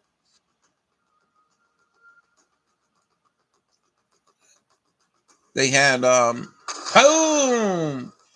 The Russians had this long string hanging down from the drone, and they would fly it on the enemy drone. As a result, the position was completely destroyed. They'd get it on the enemy drone, right, and get caught up in the propellers, and it'd crash. Simple. Boom. A Ukrainian UAV control point and basement were discovered in the Kherson region. The Russians. This is what's going on all day long. Three Ukrainian UAV pilots abandoned their damaged positions and went outside to hide elsewhere. Their movements were tracked. Finally, the place they entered was also destroyed. Look at this. They left the door open. Not that it's going to help them. Ukrainian forces are searching for a suitable building to construct a new UAV control center. The red building seen in the video is being designated for use as the UAV control center. After the coordinates were calculated, Russian warplanes took off for the attack. Watch this. Boom! A single accurate strike destroyed the UAV control center. See, so they don't need me anymore. I was a photo observer conducting all this shit, where to drop shit. Looks like my MOS is no longer available. We'll get here to watch them blow up some of our hardware we sent them. Russian defense forces are fighting hard to protect the Russian state border. Here are images from the night operation.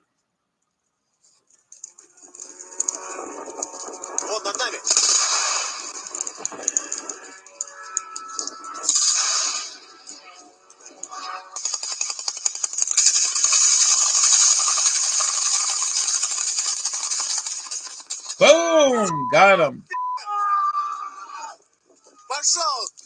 Work by UAV operators affiliated That's with the an 35th antenna Army right there. to destroy communications and military infrastructure in the direction of Polotsk. Yeah. Can't. What is it? No, Objective verifications were provided. Let's be good to one another. You know, I will tell you, as brutal as what you're seeing, and you're not seeing the body parts just being blown apart, a head this way, a torso that way. We're not seeing the really nasty shit of this. But they had Ukrainians many times. And remember, I don't believe any of this. Who's winning, who's not winning. But they had Ukrainians that surrendered when the drone showed up. They all came up unarmed. They went and laid down. And you know what the fucking Russians did? Now, I don't know if this is bullshit, but I watched them bring drones in with water, bread, and some kind of meat till they could be picked up by the Russian army. Drone ambushed 3 Ukrainian infantrymen. It is now almost impossible to hide or escape from Russian drone operators.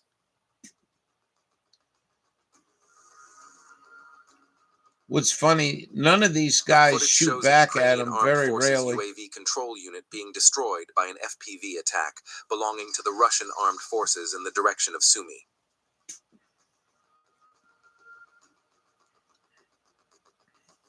The operator of reconnaissance UAV number 245, belonging to the Sever Group, detected the location of an electronic warfare station belonging to the Ukrainian armed forces near the village of Ivashki in the Kharkiv region, and then a precision strike was carried out on the target using a kamikaze UAV. These guys are very skilled to fly into the woods like this. A Russian-made BM-70 UAV arrived at the Sumy thermal power plant for inspection. The attack footage was captured by the UAV's camera like this. For inspection. A Russian drone equipped with fiber optic cables discovered a group of Ukrainian infantrymen sitting under trees while conducting reconnaissance in free they mode. don't ever shoot back at them. Happened.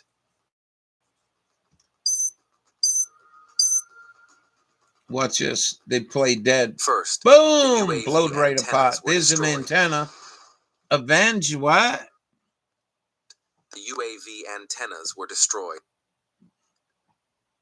Avenge Angel. We'll look that up. Then the UAV crew was captured.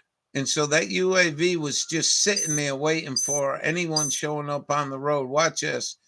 Boom! Prescription drug prices are way too I high. also watch them go after cars like that, and they realize there's civilians, and then they just fly away. Everything he told me was a lie. I was betrayed. Secrets, lies, infidelity, deceit.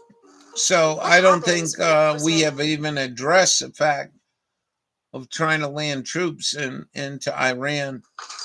Russian forces firmly seized control of a key logistics center in the hundreds of thousands of these drones that haven't even been showed up yet. Pieces of Ukrainian Watch armed this. forces equipment were burned in one section, excluding vehicles destroyed on the approach roads.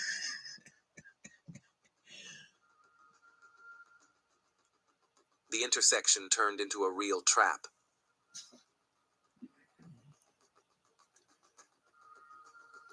And they don't stop till they see that thing burning like a Roman candle. Look at this. That's another thing. A Ukrainian infantryman. Why do they leave the doors open? Spotted. He was captured. Oh, it's just unfucking believable. It's unbelievable. It is absolutely unbelievable what this is costing Russia and Ukraine and us. So now this guy decides to engage the fucking drone at 5 feet away. And if he hits a bomb on the drone, he's dead anyway. Boom! The flight of the Ukrainian Baba Yaga UAV has been canceled. It's parked in an interesting spot. Look at the size of that thing. From liberated Zakotnoe. Video released by the Russian Ministry of Defense. Look at the land. This is Ukraine. Look at all the blowed up houses. Just about every house. Video in the comments. In these and like. These drones. FPV when they blow up, they got are detecting white phosphorus too that sets a place on fire. See what I mean? The infantry will not shoot back at them. The Vostok Group's the other thing is they leave the doors open when they run out of gas or get stuck. Center in Guleypol. We would like to remind you that the 57th and 60th Separate Motorized Infantry Brigades, the 114th Motorized Infantry Regiment of the 127th Division of the 5th Army, and the 38th Separate Motorized Infantry Brigade of the 35th Army were active in Guleypol. A Ukrainian infantryman was found running in a wooded area and was captured by an FPV drone. See what I mean? You don't fire back. Then FAB bombs were dropped on all positions in the wooded area. A Ukrainian soldier recorded the moments after the Russian FAB bomb fell.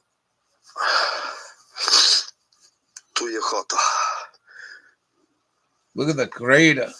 I don't know if you can see that. It looks like 12, 15 feet deep. A damaged house where 3 Ukrainian infantrymen were hiding was identified. Then a small FPV drone was enough to destroy the house. Oh, my fucking house fell on them. War as hell.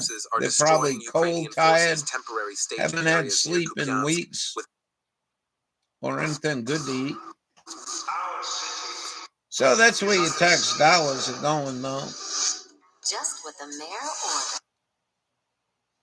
Just instead of minding your own business. With FAB 3000 bombs. Look at that. See the arc light coming off them? In the Novo-Alexandrivka area, Vanya Ivanov's group's FPV calculations destroyed an American M113 armored personnel So this carrier. is what I drove. I drove these. Look at this. Flies right inside. You got a 150-gallon fuel tank right on the wall. Kharkiv direction. The footage shows Russian FPV drones destroying numerous armored vehicles, trucks, pickups, and robotic platforms in a short period of time. Even though Ukrainian forces have covered the roads with nets, these are not enough to stop the Russian drones. Boom! Don't forget to share your thoughts about the drones in the comments. Boom! That was a 113. Boom! All this equipment. Cars, pickup trucks, we sent them.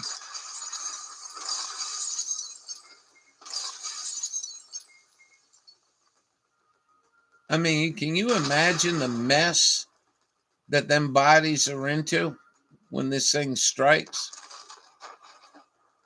Probably 40 On the pounds of western explosive. outskirts of Kurilovka, FPV drones destroyed a house where Ukrainian forces, soldiers, and ammunition were located. Look at that. That wasn't another one. That was the ammunition store going off. Watch it. Boom. I watched them get inside a tank. And when that ammunition went off, the whole turret went up about 350 video showing feet. combat operations in the Dnipropetrovsk region. Russian forces continue to push back the enemy from the 67th and 154th Motorized Rifle Brigades across the Volchya and Gaichur rivers.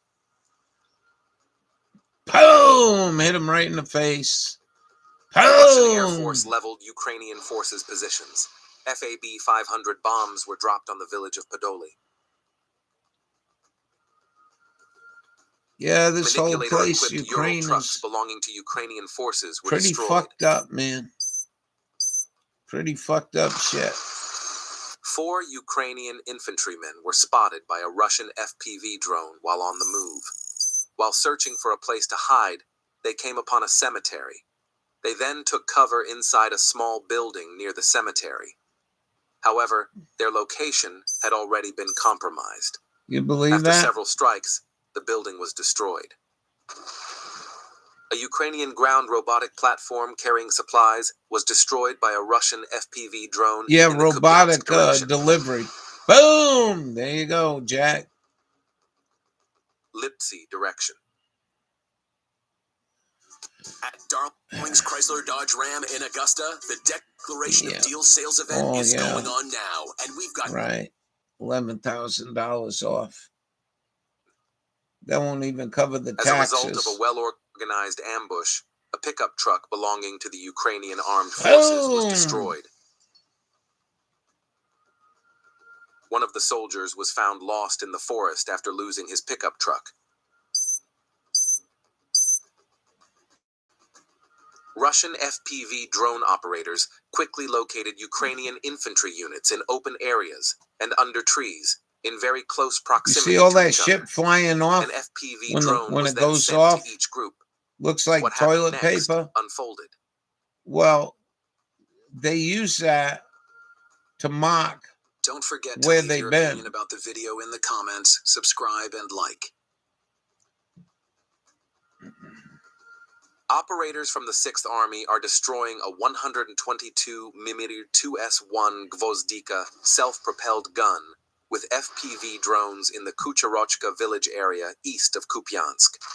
Later that night, a repair vehicle arrives to dismantle and remove the self-propelled howitzer. However, the drone operators were waiting for them. The repair vehicle was destroyed. All this money.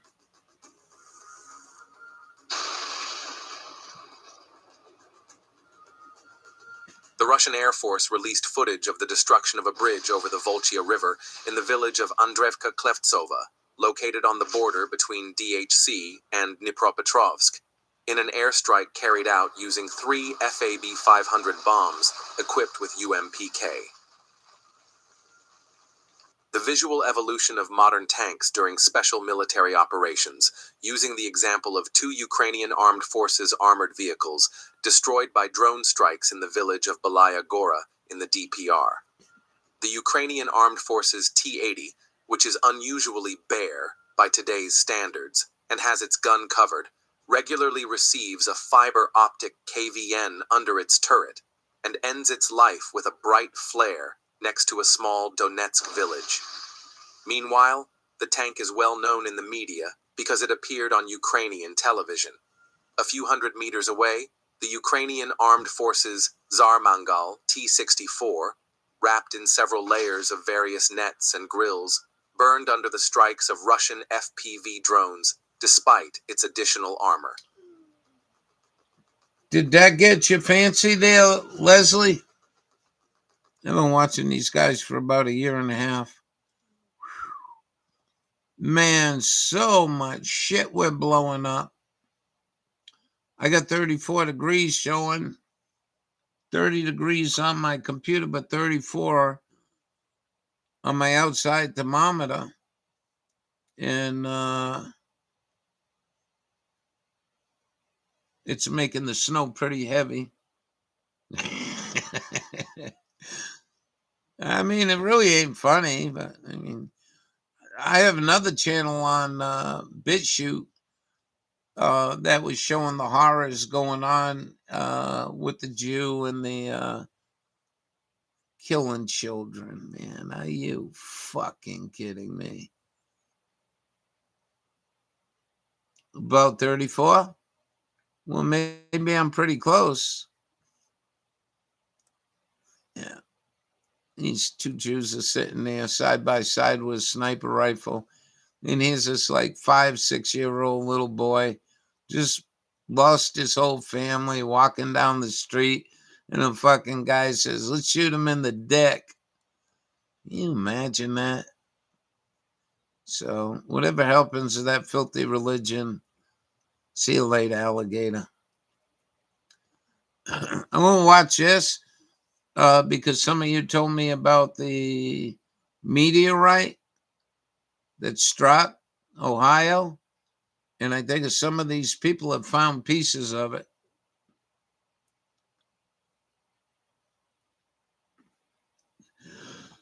Yeah.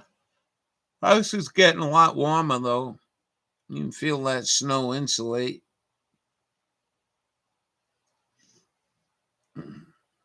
Yeah, well, I mean, it's just I know that we need shooting children for Can we get sport. this thing to slow down once it gets there? You're not going to stop anything with the brakes that you got. That bad, eh? Yep. But on CarParts.com, you get access to over 8.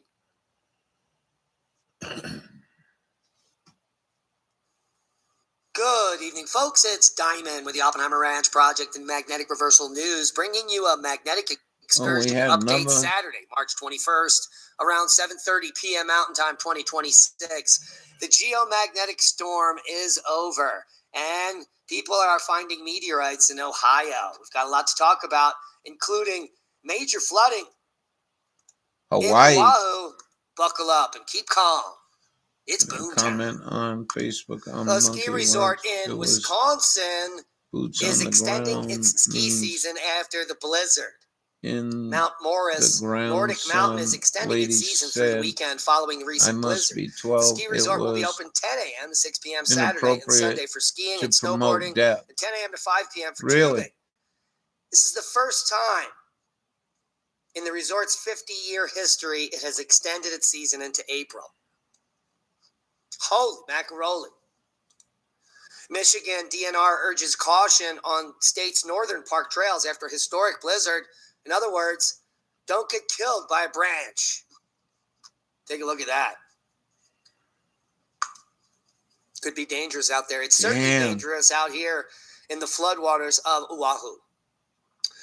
Floodwaters lifted homes and cars, causing an estimated $1 billion in damage, and 5,500 people were under evacuation orders as a 120-year-old dam threatens to fail. As Hawaii endures its worst flooding in more than 20 years, officials are urging people in hard-hit areas to leave now. Muddy floodwaters smothered vast stretches of Oahu's North Shore, a community world-renowned for its big wave surfing. Raging waters lifted homes and cars and prompted evacuation orders for 5,500 people north of Honolulu. Authorities caution that a 120-year-old dam could also fail. The National Weather Service issued a flash flood warning early Saturday with light to moderate showers expected to turn heavy in some places. So, good luck for the Oahuans. And low snowpack and early heat lead to shifting wildfire risks. 2026 saw the most fire weather warnings the state of Colorado has ever seen. And that has a lot to do with the worst snowpack in ever. Well, in quite some time. But the good news on the models is there is some precipitation in the form of snow coming at the end of March and the beginning of April. Here is TornadoHQ.com live. The live look at what's happening. We've got some Great Lake snow, a few small thunderstorms happening, southern Appalachians, and some snow and precipitation up in North Dakota and Minnesota. No severe weather warnings currently. Here is the full forecast. Heat. I think we're going to have a real bad forest fire season this year. They've been sweltering for days. And fire weather in central U.S. critical as a Kona low is impacting Hawaii. You know what I mean? More flooding and a failing dam. I had to leave there by April. Oh, they are. They're absolutely. They don't even know what the fuck they're bitching about.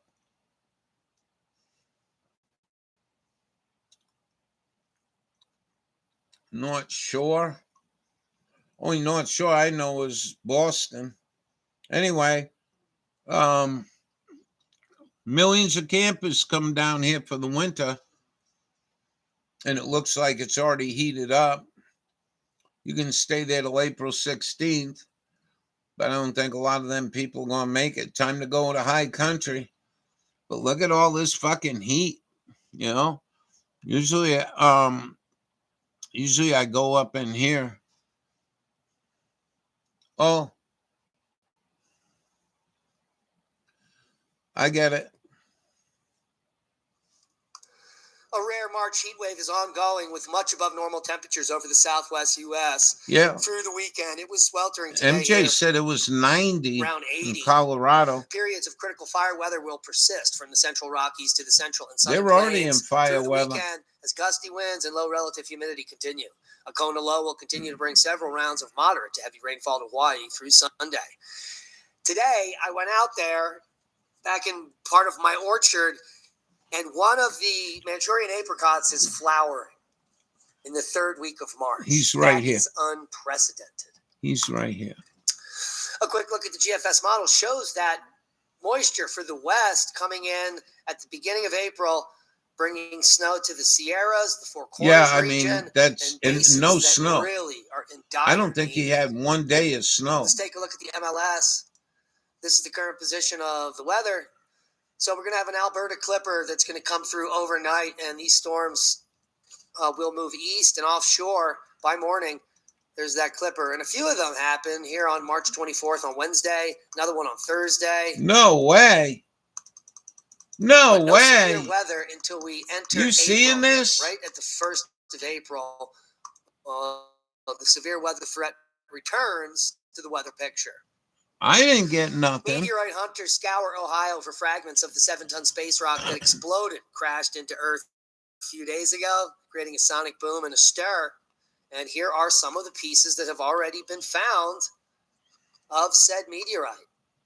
And this one is the most interesting, in my opinion. Take a look at that. This meteorite found in Medina County by Robert Vargas of Connecticut is identifiable by its spiky flow lines, protruding from one end. Do you see those? Absolutely. That's fantastic. melted rock made them little feathers. Like little hairs coming off there. Are you 50-year-old? I don't have nothing. Partly sunny on Wednesday. Did you know But he's saying there's going to be several of them going to attack us. We're going to have snow all week. Space weather. Actually, before we do space weather, let's take a look at seismic update. The Aleutian's still kicking it up a notch. Wow, it's even more earthquakes than there were 24 hours ago. The mid-ocean ridge is buckling at 6.7. But hopefully no tsunami warning. Yeah, he hasn't had all good a there. bit of snow. Overall, pretty moderate uptick He worldwide. just came back pretty from his rare cousin. quake here, 2.8 in Henderson, New His York. cousin's in real And bad here we've got a shape. frac quake. Nothing to see, folks. So And he went 2.9 down there in for a Granger, couple of Wyoming. months to help him. Worldwide, I'll be volcano right news, back. Ibu to 7,000 feet, Sangay to 20,000 feet, Raventador to 16,000 feet, Mayon, an eruption was reported, remnant volcanic ash at Chivalouche, Fuego to 15,000, Conleon, an eruption reported there, Mayon, an eruption as well, Sabancaya to 22,000 feet, Ibu to 7,000, ongoing volcanic ash at Sangay, ongoing volcanic ash at Raventador to 16,000, Aoba, an eruption with ash identified on webcam, Chivalouche volcanic area dissipated. Yep. You heard it first here. Semeru to 15,000 wrapping up. Worldwide volcano news for the day. And that brings us to space weather. KP now down to 3. Low chance of aurora as the BZ is now completely neutral. And plasma speed isn't that high, just at 500 kilometers per second. 3-day geomagnetic forecast is potential G1 geomagnetic storming. And that's care of clickety-click, coronal hole 33 and 31. Sun.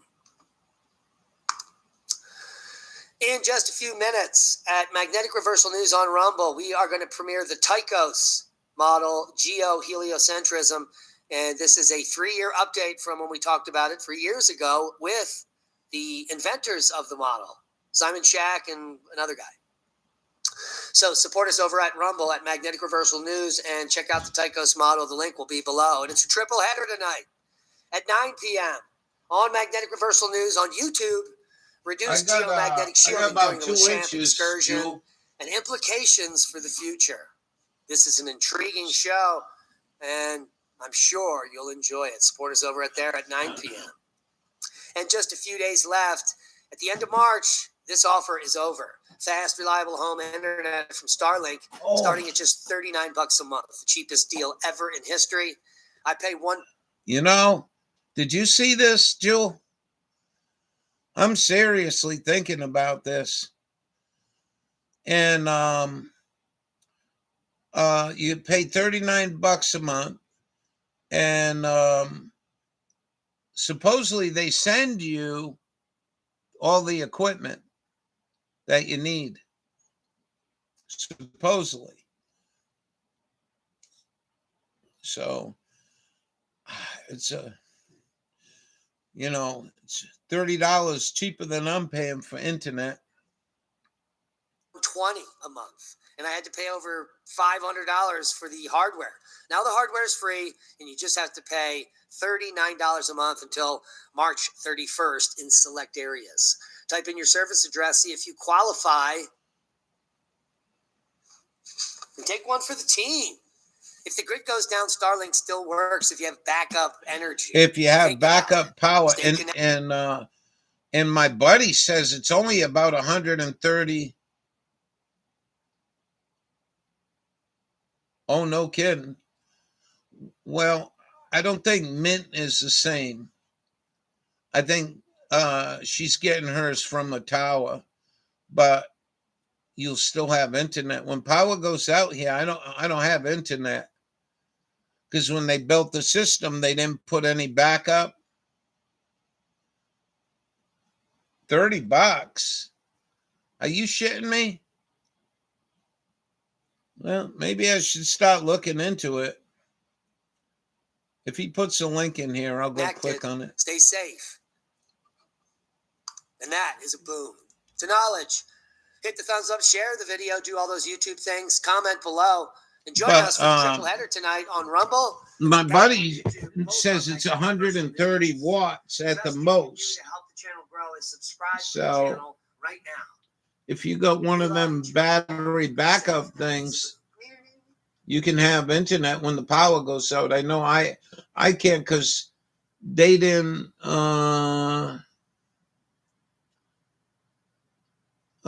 you're gonna do it again. You're not gonna put the link. Low snowpack, tornado, heat, meteor, space weather.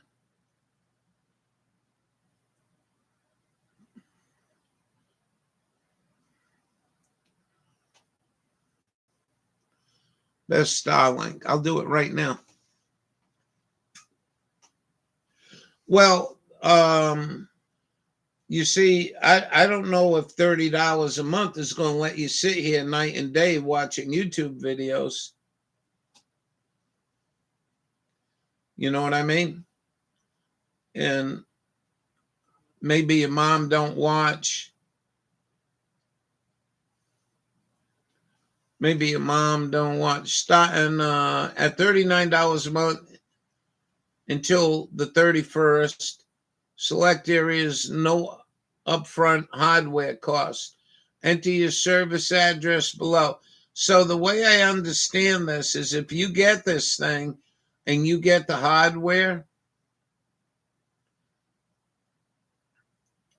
for free, if you decide in 6 months you don't want it, I think you got to come up with the payment for the equipment. I don't think you can return the equipment. Oh, come on, man. All right, they want the whole address. Oh, yeah.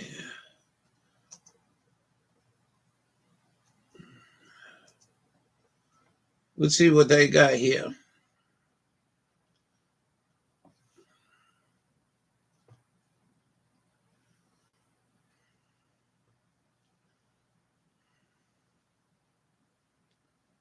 Oh, you think it's unlimited?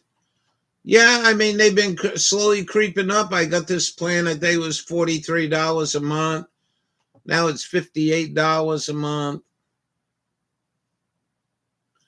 And then I got tired of their fucking router bullshit, renting that. So then I went and got my own 5 gigabytes. Yeah, that ain't a whole lot.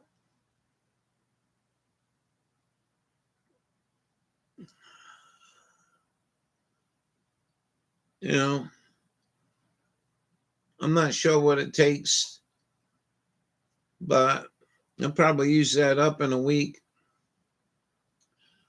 I remember when we were RVing at night, we'd watch 1 or 2 movies a night.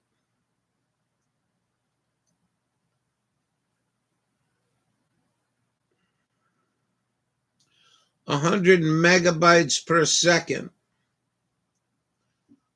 $39 a month. But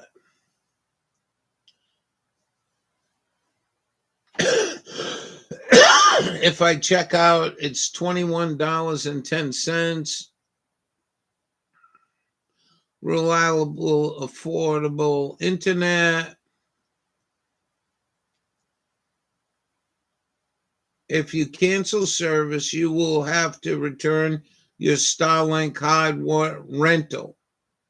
Upfront hardware cost $0. Monthly kit free $0.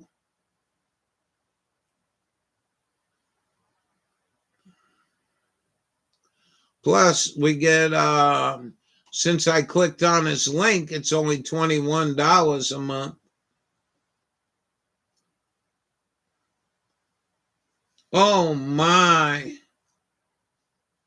Oh my.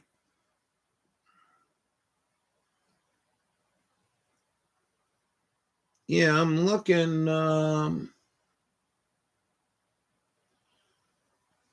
Download speed up to 100 megabytes, typically 80 to 100. Upload speed 15 to 35. I'm at 10. residential MP or maximum for faster speed, but it's not telling me usage, great or light streaming and online browsing on a few devices, unlimited data. But I'm going to tell you, we had unlimited data.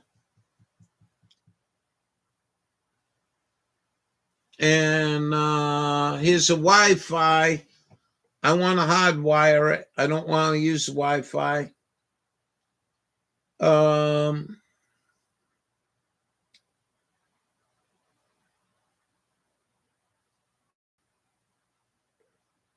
So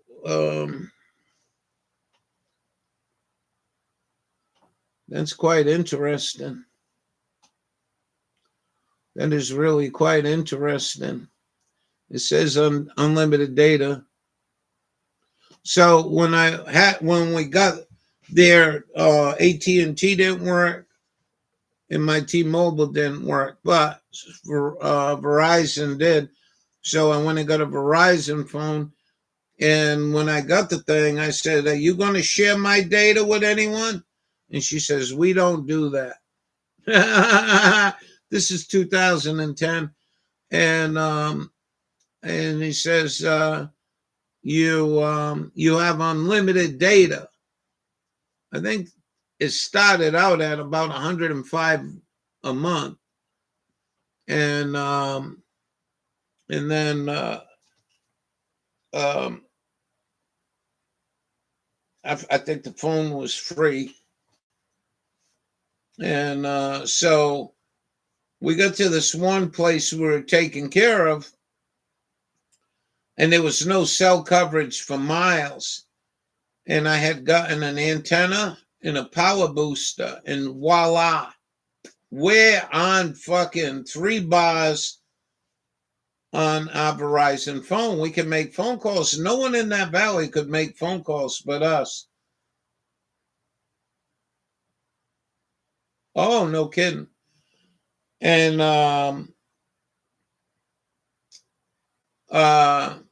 so the Forest Service young kid come in and had a Pepsi with us in our camper, and we started talking about computers, and like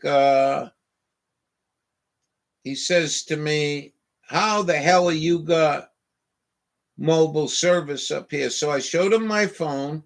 He didn't believe me, and sure as shit, it was well connected. And I showed him the power booster we got. He says, "Do you run it on your laptop?" I said, "How do you do that?" So then he took me to this place called Tethering, and they wanted $22 a year. And so I paid it. And then my partner had a laptop, I didn't, and says, "Yeah, but our laptop don't work." "Oh, what's wrong with it?" "I don't know. You want to look at it?" And he looks at it. Now, we were just sold $125 to $150 to fix this laptop. And he went and checked it, and he said, "Everything's running all right. Nothing wrong with your laptop, but this is your problem." And he flips the laptop over. This is a honest to God story. He flips the laptop open. He takes his knife and pries this compartment open, and he pops out the battery. He says, "Go get you one of these." I said, "Are you fucking kidding me?" So it was a hard ride to get down that mountain, man. I'm telling you, that was a scary ride up and down. Anyway, we went and got a new battery, put it in, it was perfect. So then I take the plug that went into my phone and plugged it into a laptop, and we had unlimited speed. We could sit there and watch movies. It was amazing.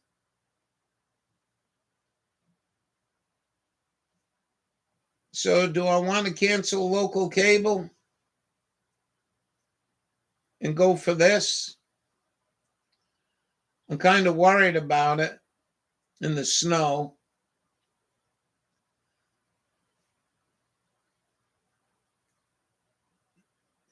And that was the coolest thing. You know, that was really cool.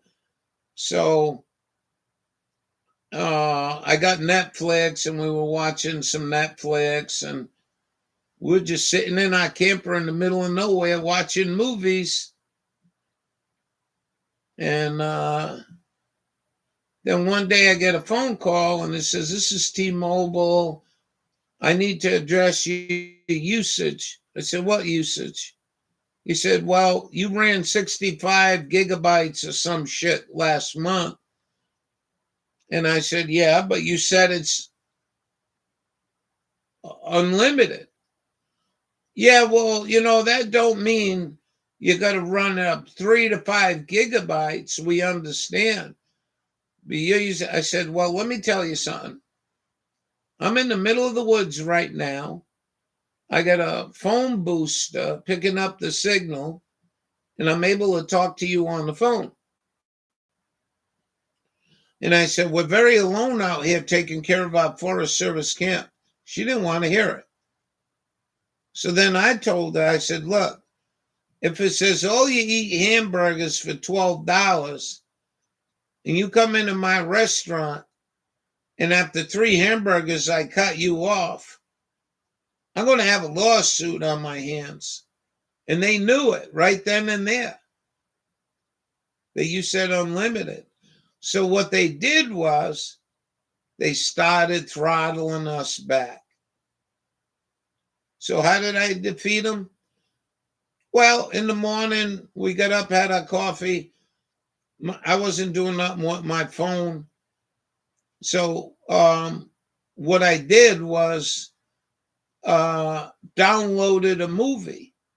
And that's the way we were doing it. It had to run all day because they were only giving us like 2 megabytes up or down.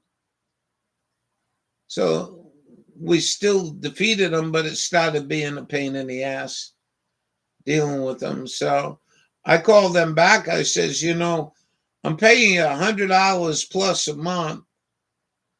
And if you promote this and you get all your RVers out there, just like your mother got Mint Mobile, and you charge it $100, $125 a month, unlimited call and text and data usage, including watching movies all fucking day," I said, "the RVs will be streaming right to your door. You will own the mobile market even deeper than you do now." And I talked to some big highfalutin up there, and he says, "Well, how many RVs do you think there are full time?"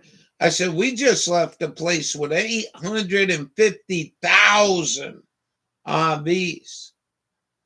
They didn't know nothing about the RV world." I said, "You should really look into it." And I guess they didn't buy it. You know, they didn't want to hear it. Oh, well. And here's Mint Mobile for $30 unlimited. So, I mean, they could have had a gold mine. Once the RVers started talking with one another, tell them $100 a month, we can watch 4 movies a night with no trouble. Shit. I had everything, Jewel. I really had everything. Very, very, very comfortable lifestyle. Ate well.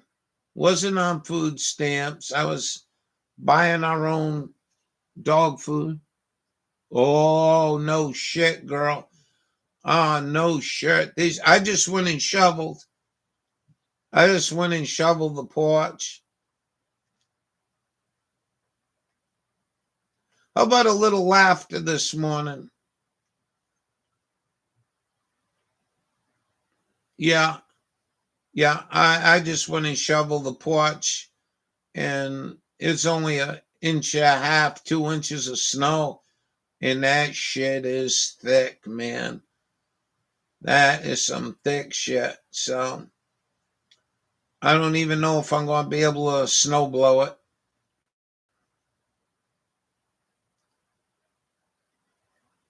I know the plow already got me. Oh yeah, I'm not shoveling it. We'll just have to wait till it melts. It looks like it's going to melt this week.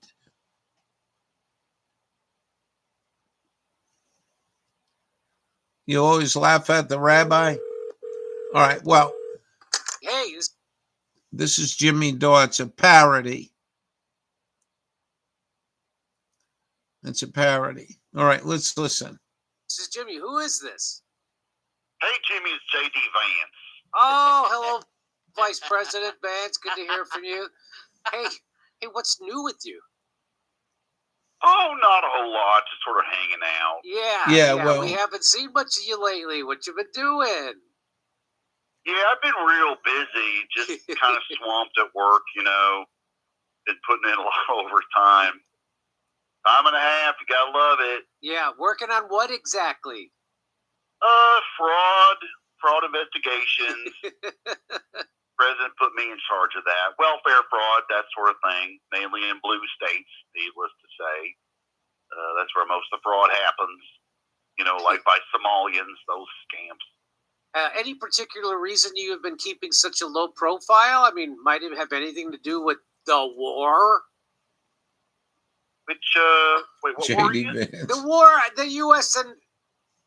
the war U.S. and Israel started against Iran. Oh, right. I don't really have a lot to say about that. Yeah.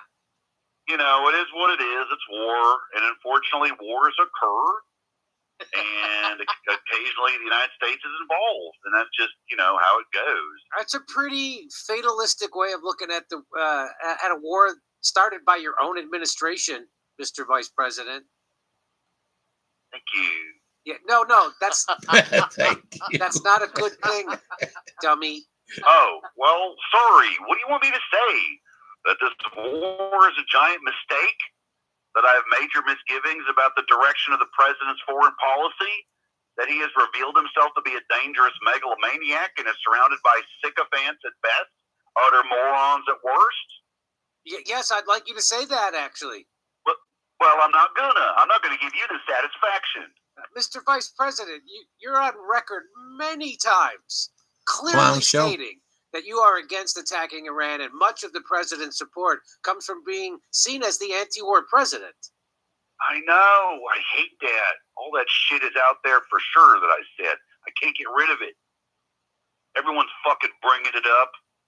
You know, it's like, shut up, Usha. Well, why would you? Being anti-war was and is a good thing. Well, not anymore, it's not. Why not? Because the president started a war. Being anti-war is now suddenly disloyal. So a lot of us are freaking out. And let's be honest, we attacked Iran because Israel told us to. So on top of everything else, being anti-war is anti-Semitic. Man, it's crazy. After just a few days, you end up on the wrong side of history. Mr. Vice President, the only way you can end up on the wrong side of history is if you allow your anti-war views to go unheard. Are you fucking crazy? Seriously, you out of your fucking mind? I'm trying to be the next president here, and breaking with Trump on anything will 100% ensure that will not happen. Don't you think that having some backbone and standing up for what's right will only serve to help your political prospects with the Republican voting base? Not really. Not really. Okay, well then, can't you at least try to talk to some sense into the president behind closed doors? Do you know what Donald Trump is like behind closed doors? He yells. He hits. He's always on some kind of amphetamine. It's like dealing with my mother all over again. Scared. Oh, brother. It's called trauma, thank you. Maybe have some empathy. Well, what about empathy for the thousands of ground troops who will probably be deployed soon? Well, I don't know them, so I can't have empathy for them now, can I, Einstein? Look, I'm trying to give off subtle hints of my position. I'm wearing a lot of tie-dye shirts. throwing the peace sign around. I'm blasting a lot of CCR in Buffalo Springfield from my office. That's the best I can do because I cannot challenge President Donald Trump during wartime, in public or in private. So he's just created a situation where no one can tell him no, huh? That's exactly what's going on. He is now the Michael Jackson of presidents. He's going to start hanging out with a monkey and sleeping in a bioregulation chamber soon. Trust me. You know, this is a parody, but I think if you got Vance High or something, and he was away from the media, and he probably talks like this, you know, seriously. I mean, we're laughing at this, but this is what's going through this man's mind, I think. And what are you going to do? Well, call me Tito Jackson because I ain't saying shit to him. We are too far down this road to switch paths now. We just have to see where it goes. In a way, I'm kind of excited. Like, how bad can it get? Like, what if he just nukes Mecca? Like, I'm not even really kidding. Between you and me, he is not a good person. Well, whatever. Not my problem. Look, I have to go. I'm going to go tell some lies and then sleep like a baby. Have a nice rest of your week, Jimmy. Hey, we'll be in San Antonio, Albuquerque, Houston, Dallas, Salt Lake City, Las Vegas, Burbank, California. That's on May 7th. That's a Saturday. Then we'll be in Tulsa and Oklahoma City. You know, Jewel, go to jimmydore.com. if he comes to Portland, you should really take your husband and go see him. Sister Golden here and Stephanie went and seen him, and they got to talk to him after the show, and they had one hell of a good time. So I watched Jimmy. I'm subscribed to Jimmy. I like the guy.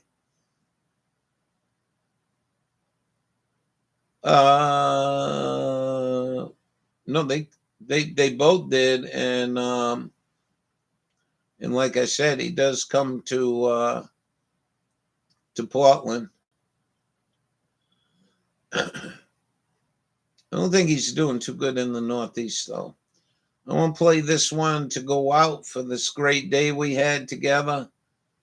It's short. It's by one of our friends, and her dog is just absolutely wonderful. If I can find it. That was a good video. Iran's going to start charging a toll to go through the canal. But if you're still on America side, you're not allowed. So let's see if we can do this. I think you were here the other day when she said her dog stops every time she's being videotaped. And Sister says her cat does the same thing. Watch this. What a great dog.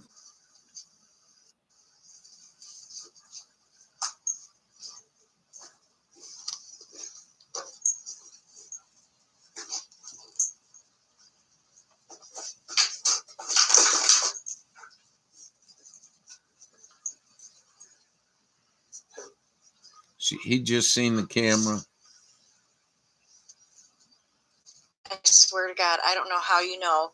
How do you know? Is that a good box?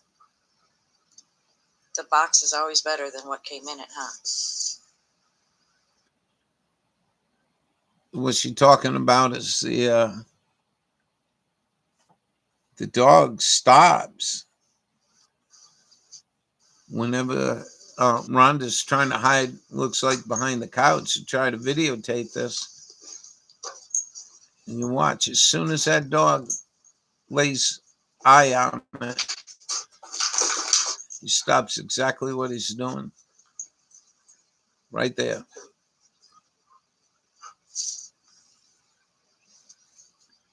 I swear to God, I don't know how you know. How do you know? Is that a good box? Want to see another one that's really remarkable? And when we get on the phone, I bark. and Star box right along with me. Pretty cool. I'll show you this one, which is absolutely remarkable, I think.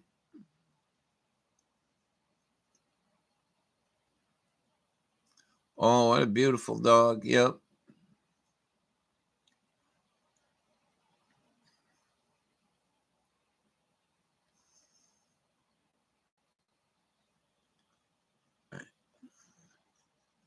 I don't know if it was a short or a video.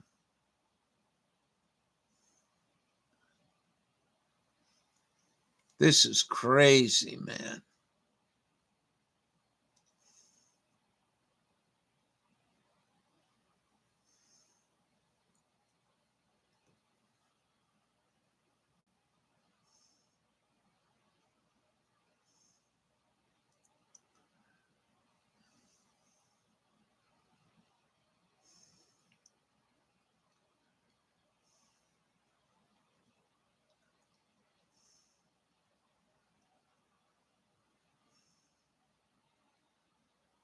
Okay, she just dropped the ball at my feet. Now she goes hides by the recliner.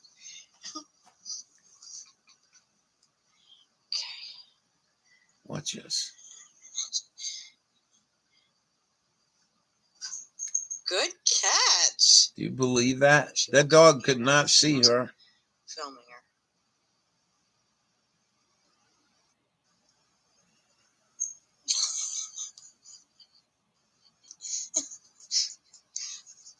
I had to stop filming because she doesn't like it. Can you believe that? I think that's remarkable. And that's it. She's all done. She got go back behind the chair? Okay, I won't film anymore.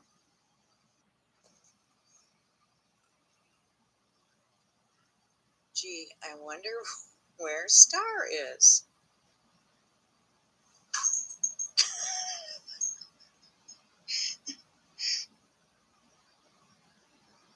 Okay, I will stop filming it.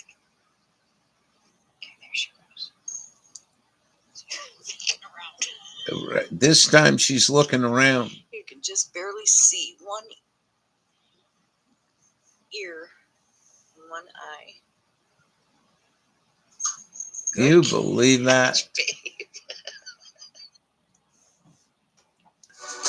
That's, oh, you got I got a writer. You got commercial.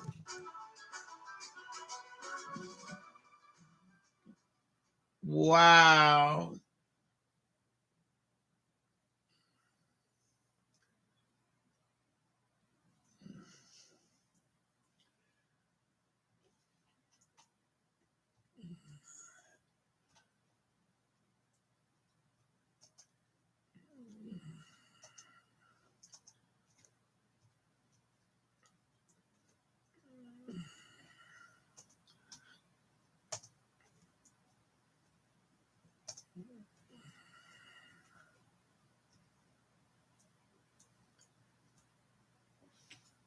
When she is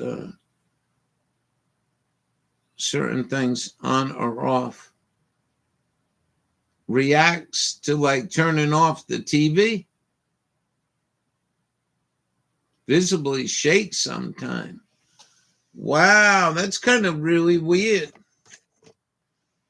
I mean, I expected stuff like that with Lady.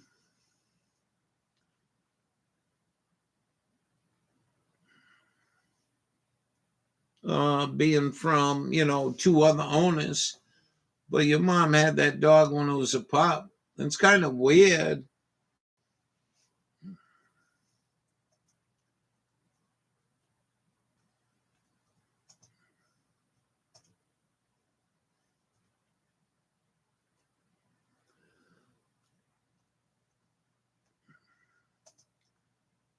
Wow, she got 260 views in 1 year. Similar to how he reacts to emergency button in 911 one call back. What do you mean emergency button? I don't understand what you're trying to say there. But I'm going ahead. I'm going to stop my day. Get the old coal stove cleaned out.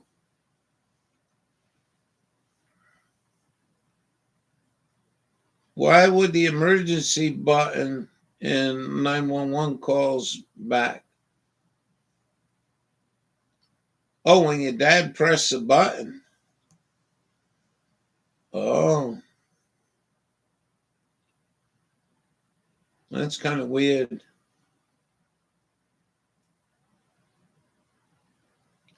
That's really weird. I've never heard of a dog doing that. So it ain't like the old days when you turn some. Oh, I see. You know, it ain't like the old days when we turned off the TV or turned it on. It had a big click noise. So I wonder how the dog is picking up a silent off or a silent on.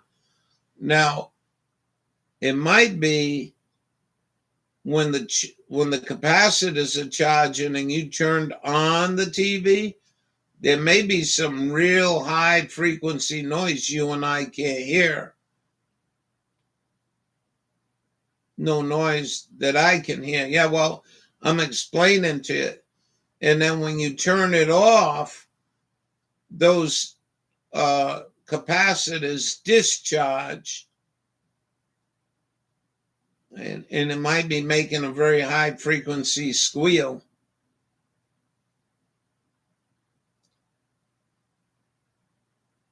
Can I go now, Leslie?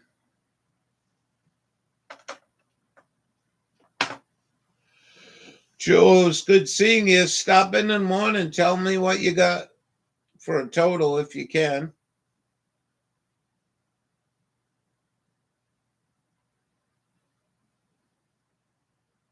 I enjoyed my day with you two ladies. I hope your eye gets better. If it ain't better by 4 or 5 o'clock, I'd call a fucking ambulance, have them come and help you. If those fucking people don't want to help you. Jewel, have a great day. Good to see you. And for the rest of you folks, don't forget to thumbs up. Don't forget to hit the bell and subscribe. We're going to make our channel grow. We'll see you later. Have a great day, everyone.